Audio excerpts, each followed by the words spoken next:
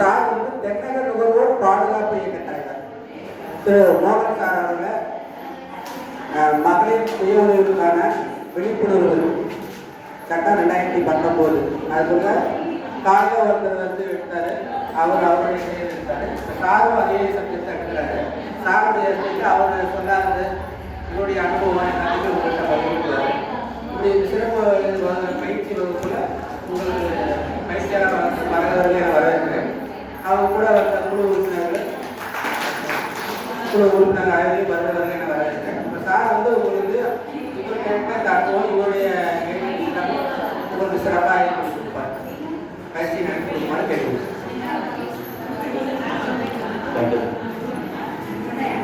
இவ்வளோ நாளைக்கு வெளியே நினைக்கிறாங்களா?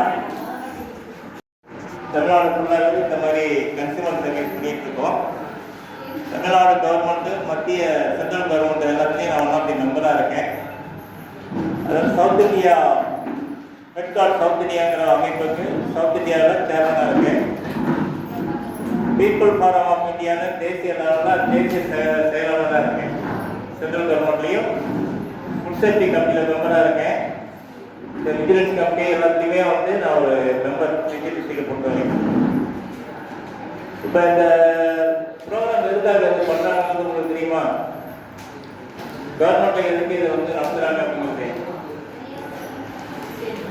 இன்னைக்கு வந்து வியாபாரிகள், உற்பத்தியாளர்கள், நுகர்வோரை வந்து ரொம்ப ஏமாற்றி இல்லை அவங்களுக்கு வந்து பொய்யான தகவலும் கொடுத்து அவங்க கிட்ட வந்து நிறைய பணம் பறிக்கிற வேலையும் பண்ணிக்கிட்டு இருக்காங்க.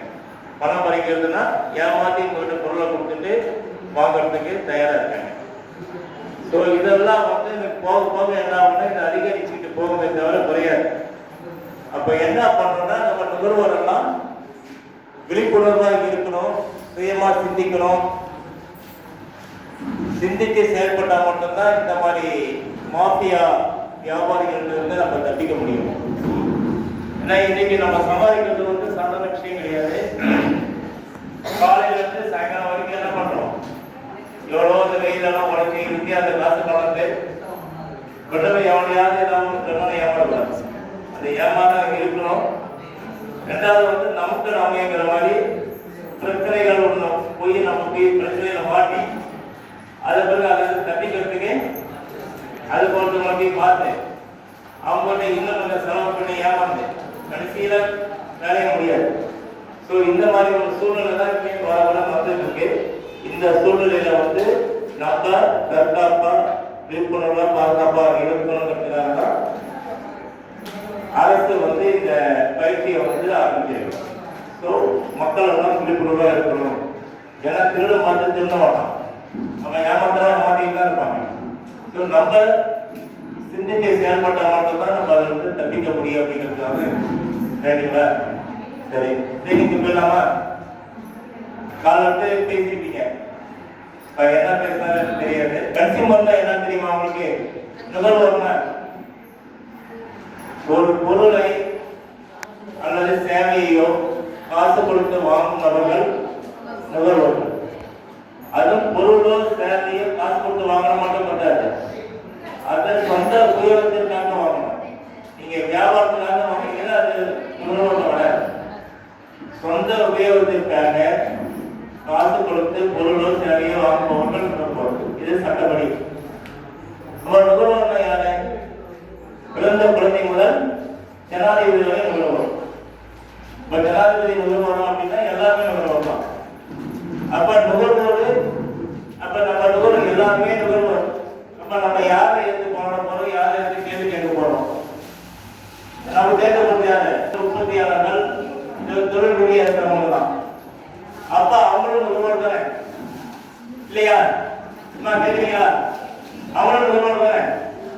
வியாபாரிகள் நுகர்வோர் தான், தொழில் பண்றவங்க நுகர்வோர் தான். என்ன எல்லா உற்பத்தியாளர்களும் நுகர்வோர் தான்.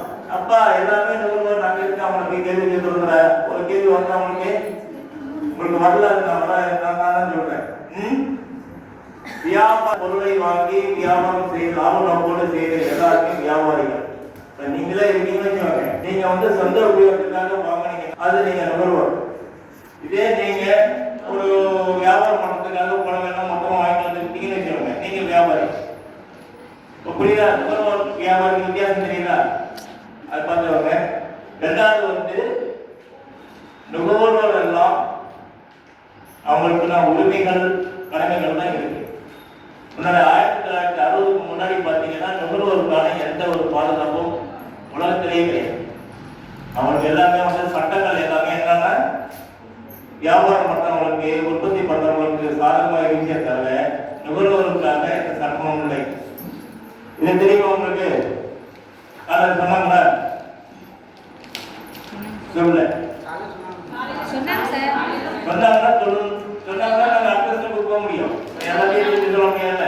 இப்போ என்னென்ன சொன்னாங்க காலையில?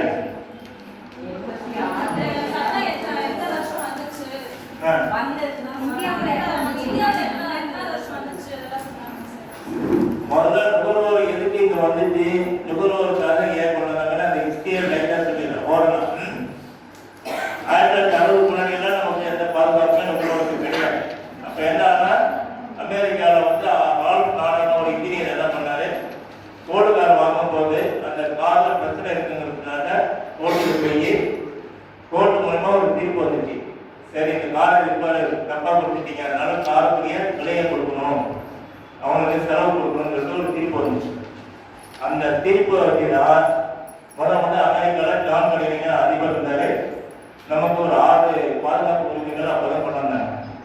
அந்த தீர்ப்பு ஐயா நம்மளுக்கு வாழ்க்கையாளர் தான் ரொம்ப முக்கியம். அவங்களுக்காக எந்த ஒரு சப்போர்ட்டான சட்டமும் இல்லை. அதனால அவங்களுக்கு சட்டம் என்னன்னு தான் முதல்ல அங்கே வந்து அமெரிக்க பாலிமன்ல 6 உரிமைகள் பண்ணாங்க. அவங்களுக்கு 6 உரிமை தான். ரைட்டுங்களா? நுகர்வோர் பாதுகாப்பு உரிமைகள் 6 தான். 8 வந்து சொல்றத வந்து கடைசியா இருக்க உரிமை வந்து எல்லாருக்கும் அரசியலமைப்பின் சட்டப்படி அந்த 2 உரிமைகள் உண்டு. அதை நம்ம நுகர்வோர் தீர்வு பண்ணிக்கணும். முதல்ல 6 உரிமைகள் தான் நம்ம பண்ணுறது. பாதுகாப்பு உரிமை என்னன்னு தெரியுமா? பாதுகாப்பு உரிமை. இப்போ நம்ம ஒரு பொருளை வாங்குறோம், வாங்கும் போது அதுல பாதுகாப்பா இருக்குன்னு பார்க்கணும். அப்ப எந்த பொருளுக்கு பாதுகாப்பு பார்ப்பீங்க? ஃப்ரிட்ஜ் வாங்குறீங்க, ஏசி வாங்குறீங்க, கிரைண்டர் வாங்குறீங்க, இந்த எலக்ட்ரிக் ஐட்டம்லாம் வாங்குறீங்க இல்லையா? அதுல வாங்கும் போது என்ன பண்ணணும்? பாதுகாப்பா இருக்கான்னு பாதுகாப்பு இருக்குன்னா அதை வந்து வாங்கணும். காரணம் என்னன்னா அதுல பாதுகாப்பா இருக்கான்னு தெரிஞ்சா மட்டும்தான் நம்ம வாங்கணும். வாங்கினால்தான் பிரச்சனை இல்லை. இல்லைன்னா நீங்க வாங்கிட்டு வந்து ப்ராப்ளம் பண்ணுற பிரச்சனை வரும். நிறைய செய்திகளை பார்க்கணும் இல்லையா? அதனால பாதுகாப்பு உரிமை வந்து நமக்கு முதல் உரிமை. அந்த பாதுகாப்பு உரிமையெல்லாம் எப்படி நம்ம பார்க்கறதுனா ஒவ்வொன்றும் நம்ம டெஸ்ட் பண்ண முடியாது. அதுக்காக பியூரோ ஆஃப் இந்தியன் ஸ்டாண்டர்ட்னு சொல்லிட்டு ஒரு மத்திய அரசு நிறுவனம். அந்த நிறுவனம் வந்து இந்த தரமான பொருளை வந்து நுகர்வோருக்கு கொடுக்கறதுக்காக அந்த குவாலிட்டியை டெஸ்ட் பண்ணி அவங்க வந்து ஒரு முத்திரை அவங்க கொடுப்பாங்க. அந்த முத்திரை இருக்கிற பொருளை வந்து நம்ம நம்பி வாங்கணும். இப்போ அந்த கிரைண்டர், இந்த ஏசிலாம் வந்து ஐஎஸ்சி முத்திரை கொடுக்குறாங்க. இந்த ஐஎஸ்சி முத்திரையே என்னன்னா அதில் நிறைய கோடு, ஒவ்வொரு ப்ராடக்ட்டுக்கும் ஒரு கோடு கொடுப்பாங்க. இப்போ தண்ணி போடுறதுக்கு தண்ணிக்கு ஒரு கோடு ஐஎஸ்சி இருக்கும், ஏசி அதுக்கு ஒன்று, ஃப்ரிட்ஜு அதுக்கு ஒன்று, இந்த மாதிரி ஒவ்வொருக்கும் தனித்தனியாக கொடுப்பாங்க. அது மாதிரி இந்த கம்பி வீடுகட்ட கம்பியில் வாங்கணும் இல்லையா? அதனால தரம் இருக்கணும்னா அந்த ஐஎஸ்ஐ என்ன பண்ணுவாங்கன்னா இந்த எந்த ப்ராடக்டா அந்த ப்ராடக்ட்ல வந்து மக்களுக்கு நுகர்வோர் பாதுகாப்பாக இருக்கா, குவாலிட்டியா இருக்கான்னு டெஸ்ட் பண்ணி அதன் பிறகுதான் வந்து அந்த ஐஎஸ்ஐ முத்திரை கொடுப்பாங்க. அதை கொடுத்தாங்கன்னா நீங்க தைரியமா போய் அந்த பொருளை வாங்கலாம். சரி, ஐஎஸ்ஐ முத்திரை வந்து இருந்தால் மட்டும் போதுமா, நம்ம வாங்கிடலாமா அப்படின்னா அது மட்டும் பத்தாது. இப்போ நிறைய ஐஎஸ்ஐ முத்திரையை தப்பா பண்ண ஆரம்பிச்சிட்டாங்க. நமக்கு தெரியாது. நம்ம என்ன பண்ணுவோம், ஐஎஸ்ஐ முத்திரை சரி சொல்லிட்டாங்க, பார்க்கணும் ஐஎஸ்ஐ முத்திரை இருக்கு. ஆனால் ஐஎஸ்ஐ முத்திரை வந்து சரியா இருக்கான்னு நமக்கு தெரியணும். தெரியுதுன்னா ஐஎஸ்ஐக்கு வந்து அவங்க வந்து பிஎஸ்ல வந்து ஒரு ஆப் ஒன்று வச்சிருக்காங்க. நீங்க அந்த ஐஎஸ்ஐ நம்பர் இருக்கு இல்லையா, ஐஎஸ்ஐ போட்டு கோட் நம்பர் இருக்கும். இந்த ஆப்பை ஓப்பன் பண்ண நம்பர் தான் அது உண்மையா பொய்யாலும் தெரியும். ஸோ இன்னைக்கு நமக்கு வந்து அதை உடனே ஸ்பாட்லையும் செக் பண்ணுறதுக்கு எல்லா வசதிகளும் கொடுத்துருக்காங்க. ஏன்னா காரணம் என்னன்னா இன்னைக்கு ஐஎஸ்ஐ போட்ட ஒரு ப்ராடக்ட் நீங்க பொருட்கள் ஒரு ஃப்ரீயே இருக்குல்ல, ஐஎஸ்ஐ போட்டிருக்காங்க. அது வந்து ஒரு 25,000 வச்சுக்கோங்க. அதே கூட இன்னும் அழகா இருக்கும், நல்லா ஃபெசிலிட்டி நிறையா இருக்கும், வசதியாக இருக்கும். பார்த்தீங்கன்னா அவங்க 15,000 சொல்லுவோம். நம்ம என்ன பண்ணுவோம், 25,000 எடுத்துப்போமா 15,000 எடுப்போமா? 15,000 என்ன மெட்டீரியல் நம்ம சொல்றதா டெலிவரி வாங்கி அசம்பிள் பண்ணி செட் பண்ணி கொடுக்குறாங்கன்ட்டு லோக்கல். இப்போ அதை வந்து அந்த மாதிரி பண்ணும்போது பார்த்தீங்கன்னா அதில் ப்ராப்பராக டெஸ்ட் பண்ணி அது கனெக்ஷன் எல்லாமே டெஸ்ட் பண்ணி கரெக்டாக இருக்கான்னு நமக்கு தெரியாது. ஸோ அந்த மாதிரி நம்ம விலை கம்மியாக போய் வாங்கும்போது என்ன பண்ணால் அதில் தான் நம்ம போய் சிக்கிறது. போய் செட்டு போடும்போது ஸ்டாக் அடிக்கிறது, இல்லை திடீர்னு புகஞ்சி போடுறது, இந்த மாதிரி பிரச்சனைலாம் வரதெல்லாம் அந்த டெஸ்டிங் கரெக்டாக நம்ம இருக்கிற அந்த ப்ராடக்ட்ஸ் தான். ஸோ அப்போ பாதுகாப்பு வந்து நமக்கு ரொம்ப முக்கியம் இல்லையா? அது முதல்ல நம்ம நினைப்பு வச்சுக்கணும். ரெண்டாவது வந்து பாதுகாப்பு இருக்கு, அடுத்து என்ன பண்ணுவீங்க? காலத்தை கேட்டீங்களா? எல்லாம் தெரியுதாங்கல்ல. அடுத்த உரிமை என்ன? தகவல் பெறும் உரிமைனா என்ன? ஒரு பொருளை வந்து நம்ம வாங்குறதுக்கு முன்னாடி அதுல என்னென்ன வசதிகள் இருக்கு, என்னென்ன அது எப்படி ஒட்டாகுது, அதுல என்னென்ன ஆபத்துகள் இருக்கு, இது எல்லா தகவலும் நம்ம கேட்டு வாங்கிக்கணும். ஏன்னா கேட்கறதுக்கே நம்ம தயங்கக்கூடாது. ஸோ பொருளை வந்து இன்ஃபர்மேஷன் வந்து ரொம்ப முக்கியம். அந்த இன்ஃபர்மேஷன் வந்து நம்ம தெளிவாக அவங்ககிட்ட சந்தேகம் வெக்கப்படாம பூஜப்படாம நம்ம கேட்டு நம்ம எல்லாம் நினைச்சிடணும் கிடையாது. காசு கொடுத்து நம்ம என்ன கேள்வி கேட்டாலும் பதில் சொல்ல வேண்டியது அவங்க. ஸோ அதை பார்த்து அதில் திருப்தி இருந்தா தான் நீங்க அந்த ப்ராடக்ட் வாங்கலாம்னு முடிவு பண்ணணும். ஸோ தகவல் வாங்கிட்டீங்க, அதுக்கு பிறகு என்ன பண்ணுவீங்க? எப்படி தேர்ந்தெடுப்பீங்க? தரமான இருந்தால் தேர்ந்தெடுக்கலாமா? இப்ப எல்லாமே வந்து இப்போ ஒரு பிடி ஏதோ ஒரு 10 பிடி வச்சுக்கணும், 10 கம்பெனி இருக்கும், எல்லாமே ஐஏசி இருக்கும், எல்லாம் தரமாக தான் இருக்கும். அப்ப 10 நீங்க இருப்பீங்களா? ஆமா. தேர்ந்தெடுக்கிறது வந்து என்னன்னா அம்மா வந்து இந்த கம்பெனி தான் நீங்க வாங்கணும்னு சொல்லி கட்டாயப்படுத்த முடியாது. நமக்கு எந்த கம்பெனியோ அந்த கம்பெனி நம்ம வாங்கிக்கணும். ஸோ இதெல்லாம் தேர்ந்தெடுக்கிறவங்க இதுல ஏதாவது அவங்க யூஸ் பண்ணா அவங்க மேல நம்ம நடவடிக்கை எடுக்கணும் சட்டப்படி. சரி, தேர்ந்தெடுத்தாச்சு. அப்புறம் என்ன ஆகும்? அப்புறம் என்ன பண்ணணும்? தேர்ந்தெடுத்தோம், வீட்டுக்கு கொண்டாந்துட்டோம் இல்ல, கொண்டாந்த பிறகு வீட்டில் போடும்போது அதெல்லாம் ஒரு பால்ட்டு வருது, இல்ல ஏதோ ஒரு சவுண்ட் தனியா கேட்குது, இல்ல புகஞ்சு போகுது, ஏதோ ஒரு காரணம். அப்ப என்ன பண்ணுவீங்க? உடனே வீட்டில் 2-3 பேரை கூட்டு போய் கலகாரங்க என்னென்ன காசு கலர் பண்ணுவீங்களா? கலகாரம் பண்ணுவீங்க? சொல்ல முடியாது. பண்ணலாம் என்ன சட்டப்படி என்னன்னா அவன்கிட்ட வாங்கிட்டு வந்துட்டான்னா அவன்கிட்ட சொல்லணும். இப்போ அவனை வாங்கிட்டு வந்துட்டான், இதுல வந்து இந்த மாதிரி ப்ராப்ளம் இருக்கு, எங்களுக்கு நீட்டா அதை வந்து சரி பண்ணி கொடுன்னு முறையிடணும். அப்போ முறையிடுறதுக்கான உரிமை நமக்கு இருக்கு. இப்போ முறையிடும் போது அவன் என்ன பண்ணணும்னா அதை வந்து அவன் உடனே சர்வீஸ் இன்ஜினியர் அனுப்பி அது என்னன்னு பார்த்து கிளியர் பண்ணி தரணும். இப்போ நிறைய பேர் என்ன பண்ணுவாங்கன்னா சேல்ஸ் பண்ற வரைக்கும் நமக்கு நல்ல மரியாதை கொடுப்பாங்க. சேல்ஸ் பண்ணிட்டா அப்புறம் நம்ம ஃபோன் பண்ணாமலே இருக்க மாட்டாங்க. அப்போ வந்து என்னன்னா அவன் மேல நடவடிக்கை எடுக்கணும். ஏன்னா நம்ம ஒரு 25,000 நம்ம வாங்கியிருக்கோம், அவன் சரியில்லை நம்ம உட்காந்து முடியுமா? அதான் ஆசையா வாங்கி முதல்ல என்ன பண்ணுவோம், வீட்டில் வாங்கிட்டு முதல்ல வச்சோடனே அதுக்கு ஒரு 4 நாள் நல்ல கவனிப்பு கவனிப்போம் இல்லையா? எந்த ப்ராடக்ட் இருந்தாலும் அதை உடனே போட்டு பார்க்கறது, ஏசினா ஏசியா அதை உட்காந்து கூலிங் நல்லா இருக்கான்னு பார்க்கறது இருந்தான். இது போன இந்த கணவனை போய் வாங்கி வைக்கும் போது என்ன ஆகும்? அது டிஃபர் ஆச்சுன்னா நமக்கு கோபம் ஒன்றும் வராது. அப்போ முறையிடுறோம், முறையிட்டு அவன் செய்யறன்னா அப்போது நம்ம நடவடிக்கை எடுக்கணும்னா என்ன பண்ணணும்? நுகர்வோர் குறைதீர்க்கும் உரிமை, குறைதீர்க்கிறதுக்கு நிவாரணம் பெறுறது உரிமை இருக்கு. அப்ப அதுக்கு என்ன பண்ணணும்? எங்க கம்ப்ளைண்ட் பண்ணுவீங்க? நுகர்வோர் குறைதீர் ஆணையம் அப்படின்னு சொல்லிட்டு இருக்கு. அந்த ஆணையம் வந்து ஒவ்வொரு மாவட்டத்திலையும் ஒவ்வொரு ஆணையம் இருக்கும், மாநில அளவில் தேசிய அளவில். இப்போ நுகர்வோர் குறைதீர் ஆணையம், மாவட்ட நுகர்வோர் குறைதீர் ஆணையத்தில் வந்து நீங்க புகார் கொடுக்கலாம். புகார் கொடுக்கும்போது அவன் அந்த புகாரில் வந்து கொடுக்கும்போது நீங்க அந்த ஆவணங்கள்லாம் வைக்கணும். ப்ராப்பராக இருந்தால் அவன் என்ன பண்ணுவான்னா அந்த கம்பெனிக்கு வந்து அனுப்புவாங்க. ஆனால் அவன் வந்து அதை ரெக்டிஃபை பண்ணி தரணும். இல்லைன்னா அவங்க வழக்கு போட்டு நமக்கு வந்து தேவையான நிவாரணம் வாங்கி தருவாங்க. அந்த நிவாரணம் எப்படி இருக்கும்னா ஒன்று பொருளை மாற்றி கொடுத்துருவாங்க, ரெண்டாவது அதுக்கு பணம் கொடுக்க சொல்லுவாங்க. இல்லை நஷ்டஈடு, அப்புறம் நம்ம செலவு பண்றோம் இல்லையா, கோர்ட்டு செலவுலாம், அந்த செலவு தொகை இதெல்லாம் வந்து நிவாரணமாக நம்ம கொடுத்துருப்பாங்க. இதுதான் வந்து நமக்கான நிவாரணம் வந்து பாதுகாப்பாக கிடைக்கும். சரி, இப்போ மாவட்ட நுகர்வோர் குறைதீர் மன்றத்துக்கு என்ன பவர் இருக்கு? 2019 சட்டத்துக்கு பின்னால என்ன பவர், அதுக்கு முன்னாடி என்ன பவர் இருக்குன்னு தெரியும். நமக்கு வந்து இந்தியாவில் வந்து 1986 வந்து ராஜீவ்காந்தி பிரைம் மினிஸ்டரா இருக்கும்போது இந்த நுகர்வோர் பாதுகாப்பு சட்டத்தை பார்லிமெண்ட்ல பாஸ் பண்ணி நம்ம கொண்டாங்க. இதுக்கு வந்து நுகர்வோர் பாதுகாப்பு சட்டம் 1986. அது பிறகு என்னாச்சுன்னா அந்த சட்டத்துல வந்து பெரிய அவங்க எதிர்பார்த்த ரிசல்ட் இல்லை. மக்கள் மத்தியில ஒரு பெரிய அவேர்னஸ் கிடையாது. அது அப்படியே நாங்கள் போராட்டம் பண்ணாலும் அதுக்கு தீர்வு சரியான முறையில் கிடைக்கல. அந்த சட்டங்கள் சரியா இல்லை அப்படின்றனால 2002 அந்த சட்டத்தை திருத்துறாங்க. திருத்தி அந்த சட்டத்துப்படியே வந்துச்சு. அதுலேயே சில குறைபாடுகள் இருந்துச்சு. அப்ப என்ன பண்ணாங்க, 2019 வந்து ரொம்ப ஸ்ட்ராங்கா நமக்கு வந்து இந்த சட்டத்தை கொண்டாந்தாங்க. நுகர்வோர் பாதுகாப்பு சட்டம் 2019. இந்த சட்டப்படி என்னன்னா, இந்த நுகர்வோர் குறைதீர் மன்றம்லாம் போறீங்க இல்லையா, போகும்போது முன்னாடி எல்லாம் வந்து நம்ம போய் கம்ப்ளைண்ட் பண்ணாங்கன்னா நம்ம வந்து கவனமா வரலாம் இங்க பெரிய ஆக்ஷன் எடுக்க முடியாது. அதனால அதுக்கு பெரிய வேல்யூ இல்லாமல் இருந்துச்சு.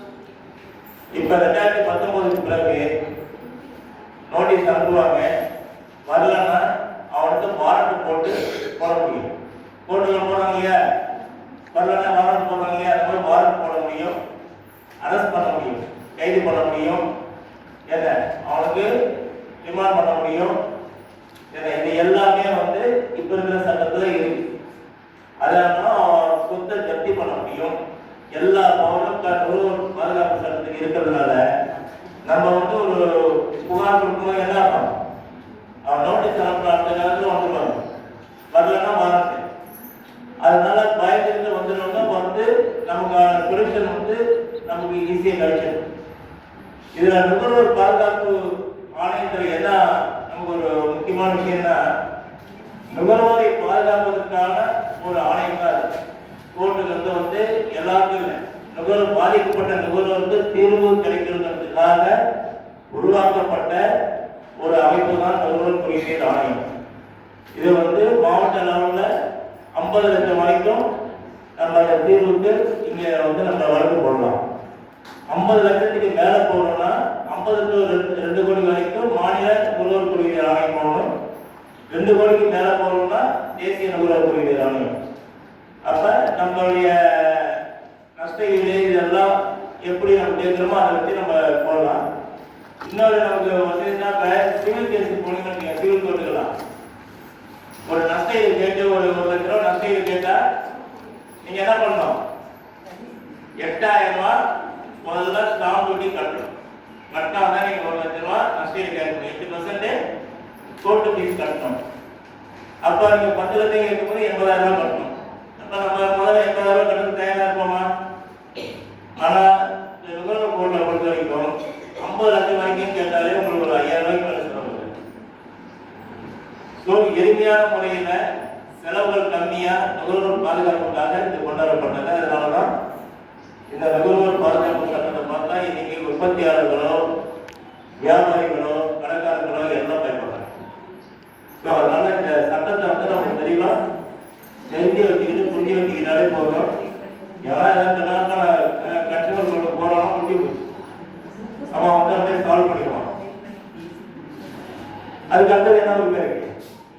6வது உரிமை நுகர்வோர் கல்வி உரிமை இல்லையா? எல்லாம் கொஞ்சம் மயக்கத்தில் இருக்கிற மாதிரியே தெரியுது. மத்தியானம் கொஞ்சம் தூக்கம் தான் இல்லையா? காலையில் சுறுசுறுப்பு இருந்தாலும் நினைக்கிறேன். நல்லா ஒரு தீர்வு கை தட்டுக்கு போகலாம். 2-3 தீர்வு ஒரு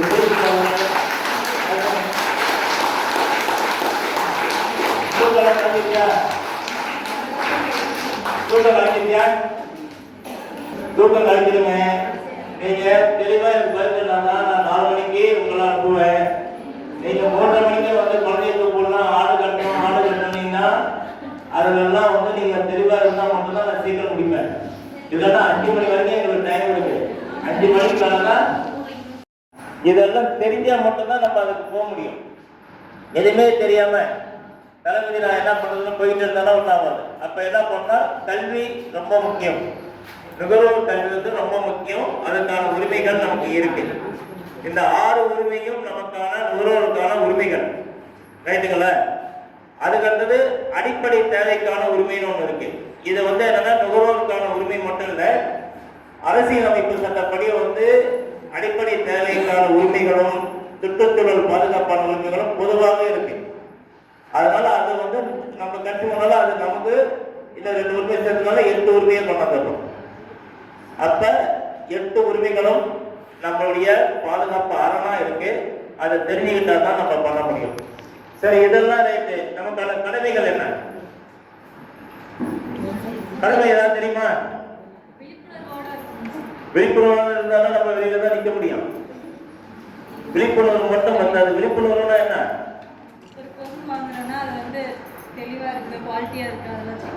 அதெல்லாம் கரெக்ட். செக் பண்ணிடுறீங்க. செக் பண்ணிட்டு நம்ம என்ன பண்றோம், இது வரைக்கும் என்ன பண்ணிருக்கோம் தெரியுமா? ஒரு பொருளை போய் வாங்குறோம், வாங்கினோடனே அவன் பில்லை போட்டு அதை காசு கொடுத்துட்டு வந்தோடனே என்ன பண்றோம், அந்த பில்லை தூக்கி குப்பையில போட்டு பொருளை மட்டும் வீட்டுக்கு எடுத்துட்டு வந்துடுறோம் இல்லையா? இதெல்லாம் நிறைய பண்ணிட்டு இருக்கோம். இது என்ன ஆகும்னா, அந்த பொருள் நாளைக்கு ஏதாவது பிரச்சனைன்னா அந்த கடைக்காரங்கிட்ட போனீங்கன்னா எனக்கு தெரியாதுன்னு எல்லாம் அந்த பில்லு எடுத்துருவாங்க பார்த்தாமா. அப்போ பில்லு கொண்டு கொடுக்கலன்னா அவங்கள்ட்ட சர்வீஸோ நம்ம ஏதோ கேட்க முடியாது.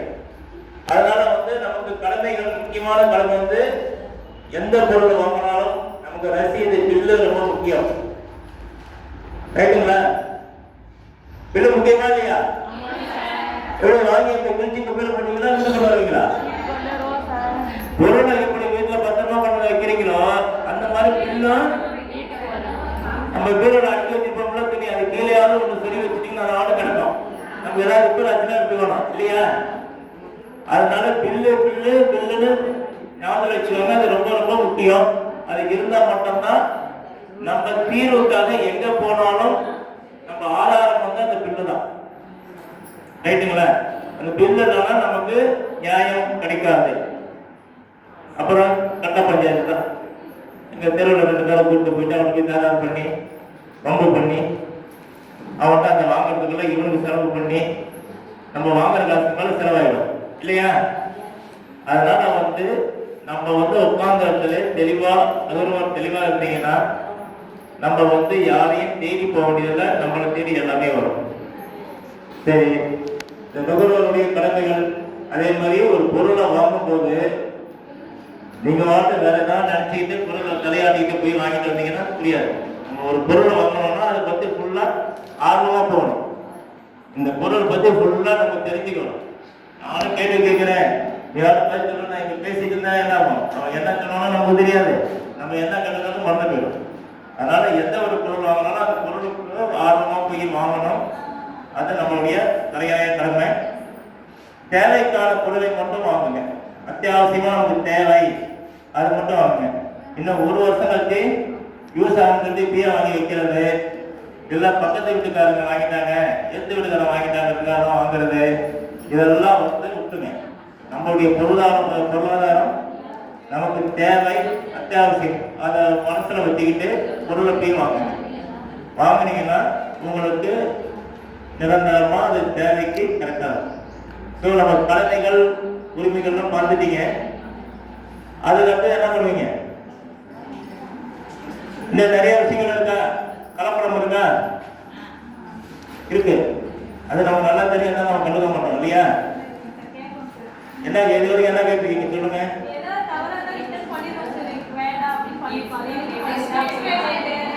நீங்க ரிட்டர்ன் பண்ணா என்ன பண்ணுவாங்கன்னா அடுத்த ஆளுக்கு வித்துருவாங்க. கேள்வி கேட்கறவங்க வாங்கிடுவாங்க, வாங்கி கேட்காதவங்க வித்துருவாங்க. ஆனா பாதிப்புகள் யாருக்கு? நுகர்வோருக்கு. இப்ப இது நாங்க என்னதான் டெய்லி காலைல பால் வாங்குறாங்க இல்லையா? வாங்கும்போது என்ன பண்றீங்க? 4 மணிக்கு என்ன பண்றாங்க? பெல் அடிக்கிறானா? அம்மா பாலுன்னு பால் வாங்குறவங்க போய் பாலை போய் வாங்கிடணும். அப்ப கலப்படத்தை கொடுக்குறானா? தண்ணி தானே ஊத்துறான். இல்ல நீங்க ஏமாறதுக்கு தயாராகிக்கோங்க, நாங்க ஏமாறதுக்கு ரெடியா, நீங்க ரெடி ஆகுங்கன்னு சொல்ற மாதிரி ஒரு எச்சரிக்கை வச்சுக்கல. நீங்க பால் கரண்ட் இல்ல, அதான் நம்ம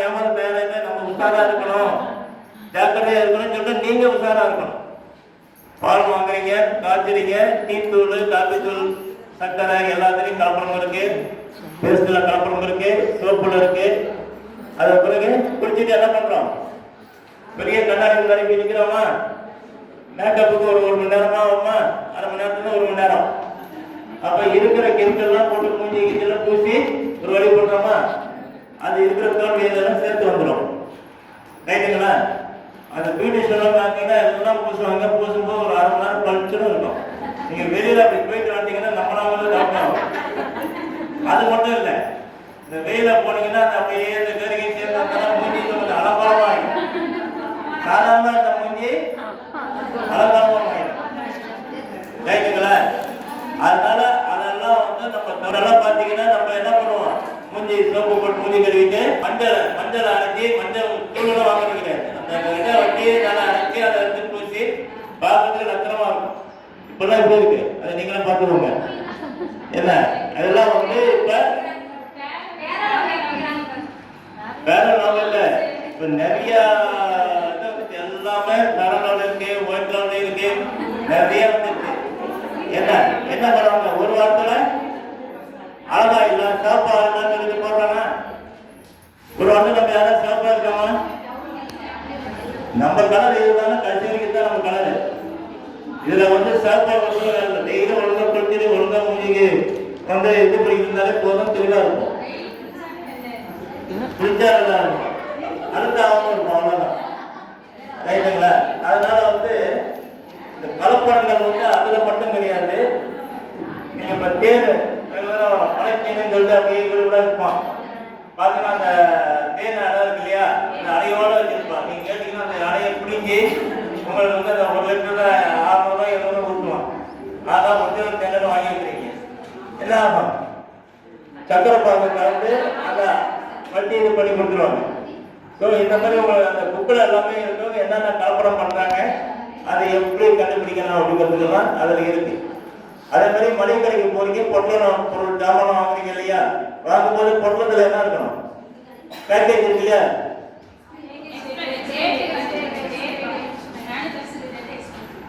ரெண்டு போதுமா? வேற பொருள் தரமா பண்ணிக்கலாம். அதாவது ஒரு பாக்கெட்ல வந்து பேக்கேஜ்ல என்ன பண்ணா, அந்த யாரு நமக்கு தயார் பண்ணி கொடுக்குறாங்க அவங்க முகவரி அட்ரஸ்லாம் இருக்கணும்.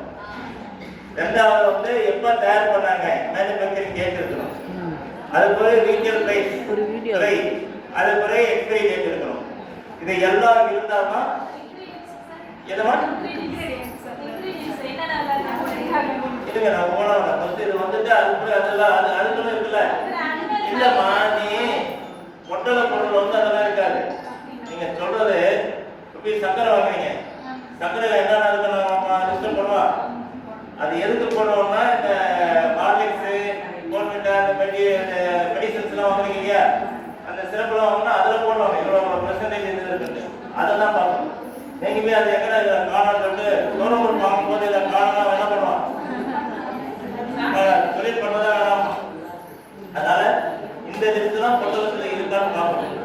அதே மாதிரி என்ன பண்ணா இந்த ரீட்டெயில் பிரைஸ் இருக்கு இல்லையா, அதில் பார்த்தீங்கன்னா உங்களுக்கு ஒரு 100 ரூபா பொருள் பார்த்தீங்கன்னா திடீர்னு 120 ரூபா உங்களுக்கு கொடுப்பான். என்னன்னு கேட்டீங்கன்னா என்ன பண்ணுவான், அதெல்லாம் மதிக்கிறீங்களா இருக்குமா சொல்றாங்க இல்லையா. அப்ப என்னன்னா அந்த ரீட்டெயில் பிரைஸ் கீழே போடுவாங்க, ட்ராக்ல போட்டுருவாங்க, வரிகள் உட்பட இன்க்ளூடிங் ஆல் டாக்ஸஸ் போடுவாங்க, போட்டு தான் வச்சிருப்பாங்க. நீங்க என்ன பண்ணுவீங்க, அதை கவனிக்க மாட்டீங்க. சரி அண்ணாட்டிகளை தானே கேட்டால் கொடுத்துருவோம், ஒரு 10 ரூபா கொட்டி கொட்டி கொடுப்போம். நம்ம பெருமையா பத்தியா நமக்காக 10 ரூபா கொட்டி சந்தோஷமா வரும். ஆனா நம்ம ஏமாந்துருக்கிறது 10 ரூபா இல்லையா. அப்ப நீங்க அதை கேட்கணும். இப்ப வரியோட சேர்த்து தானே இந்த ரீட்டெயில் பிரைஸு, நீ எதுக்கே அது வந்து எக்ஸ்ட்ரா கேட்கறன்னு கேட்டீங்கன்னா தான் நம்ம பயப்படுவோம். ஆகா இவங்களாம் ரொம்ப தூரமா இருக்காங்க, இவங்களை நம்ம ஏமாற்ற முடியாதுன்னு சொல்லுவோம். சரி, இந்த மாதிரி பொருள்லாம் வாங்குறீங்க, எல்லாம் வாங்குறீங்க, அதை பார்க்குறீங்க, அதில் புகார் பண்ணணும்னா தொழிலாளர் இருக்கு, லேபர் டிபார்ட்மெண்ட். அவங்களுக்கு ஃபோன் பண்ணி சொன்னோம்னா அவங்க இந்த கடையில் அந்த பில்லு இதெல்லாம் வாங்கி சொன்னோம்னா அந்த பேக்கெட் சொன்னோம்னா அவங்க உடனே ஆய்வு பண்ணி இவங்களாம் சரியில்லைன்னா அவங்க மேலே ஃபைன் போடுவாங்க, கேஸ் போடுவாங்க, இதெல்லாம் பண்ணுவாங்க. பண்ணும்போது அவன் வேறு வழியில் திருத்திக்கணும். அப்ப நீங்களாம் கேள்வி கேட்பீங்கன்னு தெரியாதான் பார்க்கணும். ஆனால் நம்ம சரியா கொடுக்கலன்னா இவங்க கேள்வி கேட்பாங்க, நம்ம ஒழுங்கா கொடுத்துருந்தா கொடுப்போம். அப்ப தப்பு பண்ணுறது யாரு? நம்ம தான். நம்ம வந்து அலட்சியமா கேட்கறதுனால அவன் சரி இவங்க கேட்கல நம்ம செய்யணும் செய்யணும். கேள்வி கேட்டீங்கன்னா கேள்வி கேட்டாலும் பதில் கிடைக்கும், கேட்கலன்னா பதிலும் கிடைக்காது, எதுவும் கிடைக்காது. ரைட்டுங்களா? தட்டி கேட்க தயக்கம் ஏன்? எதா இருந்தாலும் நம்ம காசு கொடுக்கணும், நம்ம பாக்கியம் கொடுக்கணும். கொடுக்கறதுக்கு வந்து நியாயமான முறையில நம்ம எல்லாத்தையும் கேட்கணும். அதனால தட்டி கேட்க தப்புன்னு பயங்காதீங்க. உண்மையை சொல்லி உண்மையை மீட்போம். உண்மையை சொல்லி நம்ம உண்மையை வந்து மீட்கணும். உண்மையை மீட்கணும் ரோட்ல போராடுறது கிடையாது. நம்ம ரெகுலராக போன விஷயங்கள்ல என்னென்ன தப்பு நடக்குதோ அதை பார்த்து நம்ம இது பண்ணணும். ஸோ இது முடிஞ்சிருச்சு. இது பட்டள பொருள் தெரிஞ்சுட்டீங்க. அடுத்தது உணவுப் பொருள் பாதுகாப்பு இருக்கா? உணவுப் பொருள் என்னென்ன பாதுகாப்பு இருக்கு, என்னென்ன பார்க்கணும் நம்ம? ஐஏசியில் வந்து ஹோட்டலில் தீர்க்க மாட்டோம்.